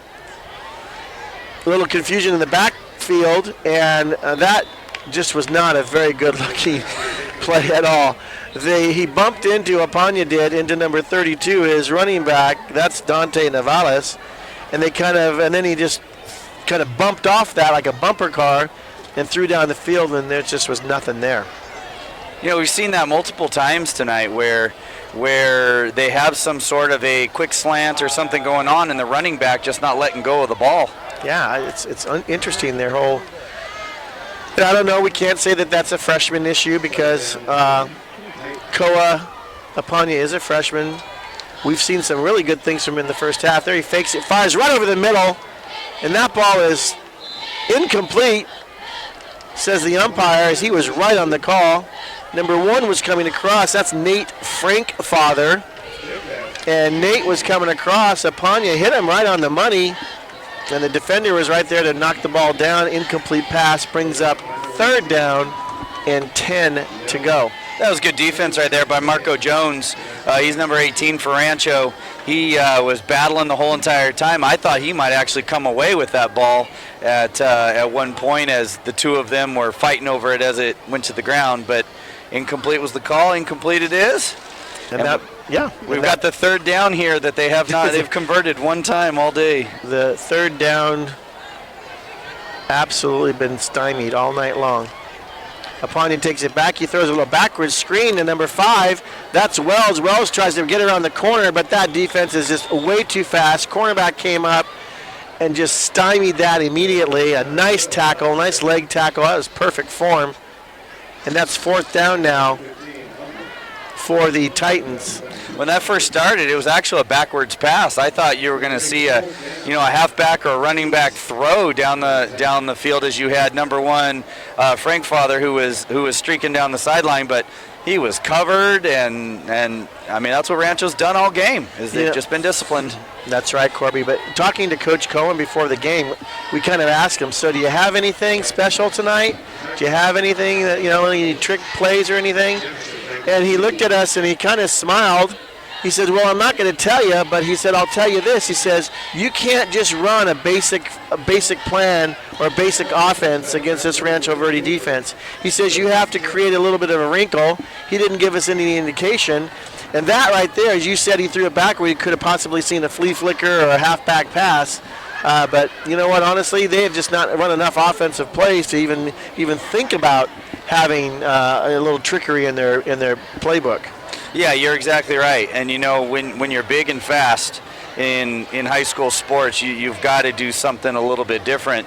The difference of Rancho is normally you just have a big defensive line or you have a really fast secondary. Rancho's got them both. And it's almost impossible for a team, unless they're multifaceted with an amazing quarterback like what Rancho has, to be beat. A.J. Duffy is now, as we called it, on the sideline. Smart move, of course. The ball is handed off, and here comes Ugorji, and he busts through. That's a nice about 13-yard pickup on that. And is that Jordan Jefferson taking the snap? I think it is. That is the end of the third quarter. 48-0. So Ugorji's in there at running back. It looks like Jordan Jefferson's taking over the snaps, and actually that's exactly what happened last year, Corby. We never really fully got to detail the end of last year for the Rancho Verde Mustangs, but with A.J. Duffy being hurt in that CIF championship game, Jordan Jefferson had to come in and take over a quarterback. Did a fine job, but I mean, A.J. had been the quarterback all year long, and it just didn't pan out for the Mustangs. But here Jordan is getting some snaps right now. You never know. You always want to hope for the best health of your team, especially your star sophomore quarterback. But giving Jordan Jefferson some snaps back there is always a nice little backup. Well, exactly right, and you just never know what's going to happen. You know, football is a very violent game, and your star quarterback can go down any time. And you know, Jefferson back there taking snaps, it's not about how far you can throw it. It's not even, you know, how accurate you are. It's all the chemistry with your wide receivers and your running backs and your team, you and your center. Football is one of those, you know, really truly a team sport, and the better you are at communicating, the better your team will perform. And so the more opportunity that Jefferson gets back there to take some snaps, just in case something happens to the quarterback like it did last year, now the team is so much better prepared for anything that they face. Yep, a year under their belt and some experience, and so here we go. The Mustangs have the ball at their own 34-yard line. Ball snapped back, given to Ugorji, and he just pushes his way up to about the 40-yard line. And that'll take us to third down and about 5. I think third down. The guy on the second down. You know, I know we've talked about a lot how cold it is. It's just an absolutely beautiful night, though. It is. You know, those pictures you took earlier that I saw were just fabulous as far as the sun setting, beautiful pink sky. It was really nice. There's a snap back to Jefferson. Jefferson hands it to Ugorji. Ugorji fights his way off tackle. He gets up almost to midfield, about 48-yard line. Very nice job, and that's going to move the chains, as they say, first down. When I go to the Charger games, I do have a season tickets, and of course at every stadium when there's a first down, and everybody goes first down, and you see the whole stand, their arms moving. It's pretty fun to watch. Yeah, here in high school they pretty much just grab their popcorn and eat it. This Mr. Popper's kettle corn is delicious, and we want to thank the folks down there at the kettle corn tent, so to speak, for bringing some up for us and the other members over here in the announcer's booth. And we have definitely chowed down on Mr. Popper's kettle corn. Get some, it's delicious. Yeah, we've got to give another shout out to Brockman and his crew. You know, they're bringing you the pictures tonight. So to all the young men and women that are doing this, along with Mr. Steve Brockman down in the tent, running all the behind-the-scene type stuff, bringing you some Rancho Verde football, teaching these young men and women a trade that maybe they can go take and make a living at, is just awesome. Great CTE program, so thank you, Mr. Brockman. There's a snap taken by Jordan. He does a little fake. Ugorji takes it, finds a nice gap over the right side. brought down by number 4, DeJure Scott. He's going both ways tonight. He's obviously an athlete there for the Titans. And it's very close to, let's see, it's 3rd down and about 4. I think one of my former teachers, Kristen Andrade, she's over, she just had her 2nd baby. She texted and said she's got a family member that's on the Temescal team, and she's over there on the far sideline. So that's nice to have her get out and about, see her. So it's 3rd down and 5. And then Coach Duffy is not very happy. He's going to talk to Jefferson, and Jefferson and Igorgi are going, Coach, we're working on it. We're working on it. Should we translate the conversation right now? Nope. Let's just let Coach do his thing, and we'll do our thing. You know, I got to say, though, you know what? One thing that we've got to give some kudos to tonight, Corby, and that's the referee crew. I think there was I don't think I've seen a penalty flag this second half. Could be, but you know. No, there has not been one. There's not, and in the first half there was just a few. So the referees are letting these guys play, and it's a good, clean game. 3 penalties entirely in the game. So Cornelius Brown and his crew should be very proud of their work tonight here on a Friday night at Rancho Verde High School, Moreno Valley, California. You want to know the mark of a good coach. Here they are, 48-0.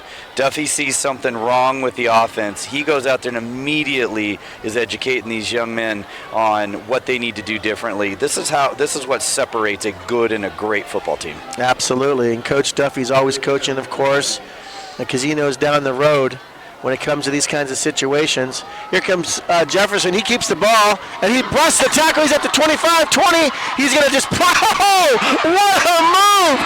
He juked number 7 absolutely out of his cleats. Khalil Aponte thought he had a beat on Jefferson, and Jefferson just did this little stutter step and cut back to the inside, Corby. Wow. I haven't seen that in a while, and that was pure speed, power, and just agility. Wow. So you had 2 Temescal Canyon players collide. One was going left, one was going right. Neither one of them knew where he was going, and they literally ended up picking their shorts up off the ground. So Jordan Jefferson took that snap back here at about the 40-yard line. Here's the kick from Santiago. He's not going to miss again. He missed again. How did that happen? Oh, my goodness. Well, anyways, let's get back to that run, because Jordan Jefferson took it. He did not give the ball. He faked the handoff to Igorgi, and he just came straight up towards the sideline, basically parallel to the end line, and then he just bolted up the field, and man, he turned on the afterburners, got down to about the 10, and I thought, you're right. We both watched it, Corby. We watched both the defenders just kind of, okay, we've got you. We're zeroing in on you. And he put a move on. That was so sweet. And he juked him, and you're right. They just kind of like, what? Where did he go? What just happened? That was awesome. That was the best run of the night right there. I'm sitting here thinking, okay, are we going to have a Bo Jackson, Brian Bosworth? I know that's dating me a little bit here. At the goal line stand with the one player. No, he turns into Barry Sanders and doesn't get touched into the end zone. Well, what happened, too, is that like he almost like kind of slowed down for a second, because I thought he was just going to just pile drive and use that leg just to get through those defenders right to the goal line. But he kind of slowed down, did a little stutter, and then cut back inside. And I'm still smiling because that was absolutely beautiful. I hope that they can get that and replay that over and over again. That young man's going to like to watch that. Yeah. All right. That is a Sports Center top play right there. Yeah, that was sweet. All right, so with the extra point miss, that's 2 in a row from Luis Santiago. Very unusual for that young man. He's usually rock solid. The score now is 54-0, and the ball's kicked out of the end zone. It'll start off at the 20-yard line for the Titans. So it's 6:45 to go. The clock is running. We knew that was going to happen at some point. Thumbs up is right. So I'm just obviously not 100% familiar with all the defensive players, but I'm sure that Coach Duffy and his defensive coordinator have sent some other fellas out there to get them some PT, some playing time, because you never know. And what Coach Knorr was telling me and us was simply that They know. I mean, this game's completely out of hand. Clearly, obviously, understatement of the century. But getting to know your players and certain and now after 5 games and this being the 6th game, that they know their personnel. They know who's going to perform in what particular positions, what particular play calls. So it's nice to see that. We see number 60 coming in. He's going to get some action. Don't have a name on him, that young man. So they're moving players in and out as they should at this time of the game. The Apanya just took that snap, and again, it just seems like there's a complete... They're out of sync. Yeah, out of sync, miscommunication. I mean, I don't know what we call it, but it's just not pretty back there right now. No, it's not. In the center and the quarterback and the running back, they're just not working together as a team.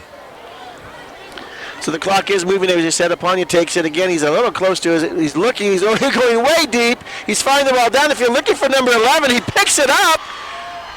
I'm not sure if the referee, that is Brandon Valdez. Brandon Valdez, a senior, 5'9", 170, was running straight up the field. Apanya rolled out to his left. I thought he was going to take off running. He stops and fires the ball about 40 yards. And number 11, Brandon Valdez, picks it up. Catches it, and corrals it. It's tackled at the 39-yard line of the Rancho Verde Mustangs. That's the longest play, obviously, of the day for the Titans. Well, do you think the coach over there, Coach Cohen, is sitting there going, man, maybe I should have done a couple of those earlier in the game? But I can tell you right now that he had a lot more time back there in the pocket than he's had all day long, and that's probably because half of Rancho's defense has been changed out. Yeah, he did roll out to his left a bit, and again, I thought he was going to take off running, but he just stopped in his tracks, looked down there. I mean, he threw it in traffic. There was 2 Rancho Verde defenders right near Valdez, but Valdez jumped up and somehow just pulled that ball in for a nice long reception. So Apanya takes the ball, he hands it off the big number 28. He finds room on the left side, and he picked up about 2. It looked like he could have had more, but he kind of just shuffled out diagonally and was tackled for a pick of about 3 yards. They're giving him about 4. So Rancho Verde defense, the one thing that they can have right now is a bunch of pride, and that pride is to keep this shutout intact. So they've got to do everything they can, whether it's the first stringers or the second stringers. There's a lot of pride from that defensive coach, the defensive coordinator, and all the defensive players to keep this shutout alive. Exactly. You want to work as a team to try to achieve that. That's a good, good hallmark of a good team is, And that ball was recovered by the Mustangs. Yes, it was recovered by the Mustangs. That's number 29, it looks like. Evan Wilson. Evan's a 5'11 junior, 155. And you know what, Corby? I mean, I guess now we're starting to sound like a broken record, but it is exactly what's been happening. The handoff, the transition from snap to quarterback to handoff to the running backs has just been completely out of sync. And that was a prime example. Turns to handoff, the running back hits it, the ball's knocked out of the quarterback's hands. Number 28's there to pick it, number 29's there to pick it up, Evan Wilson. Nice fumble recovery, and that means something very simple, that the Rancho Verde Mustangs are going to maintain this shutout, and they're going to win this game 54-0. I think you have your third string quarterback in there now, number 19. Number 19, that is Merriweather. And Rancho Verde's just going to run the ball, of course. Nothing fancy. Some offensive linemen getting some work in there. Here comes number 81. That's James Genslinger. So he's getting some playing time, and so is number 89. There he is. That's Julian Pena. How neat would it be right now if he allows him to throw a ball to one of these receivers that has not caught one all game? Yeah. I don't think that's happening. I'm just saying it'd be cool for those young men. I think Coach Duffy's looking. Here comes Jefferson. Delay a game. Oh, timeout. Coach Duffy's trying to get people in the game. He's looking. I watched him. He turned around. He's looking at his players, his personnel, and he's trying to get guys on the field.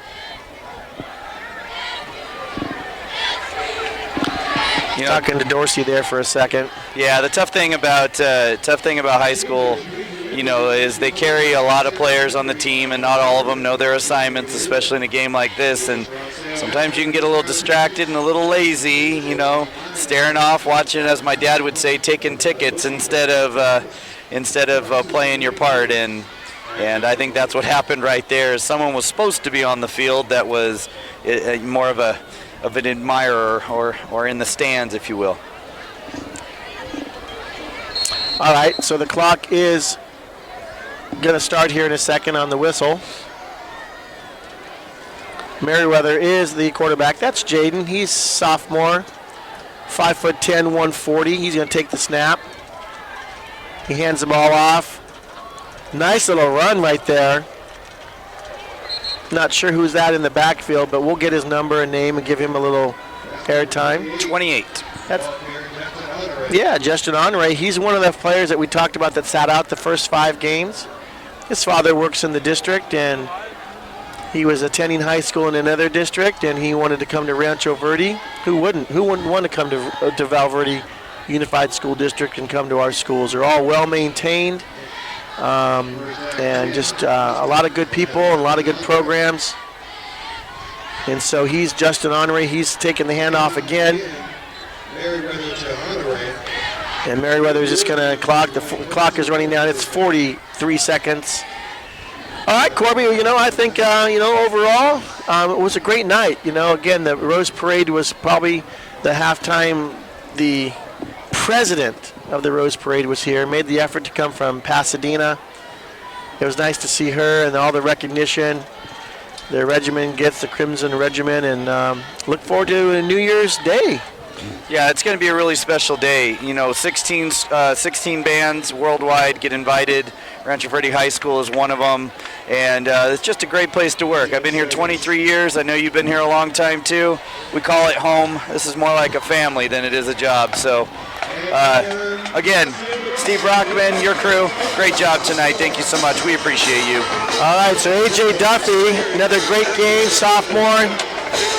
Just total command, total field general.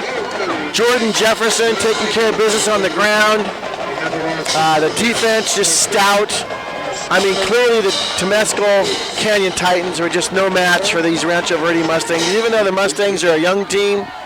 But they are coming into their own at just the right time. I mean, they are feeling the swag again, as we talked about after last week's victory. Coming here tonight, 54-0. Next week, it's a homecoming game. I'll be here. They're going to take on Elsinore.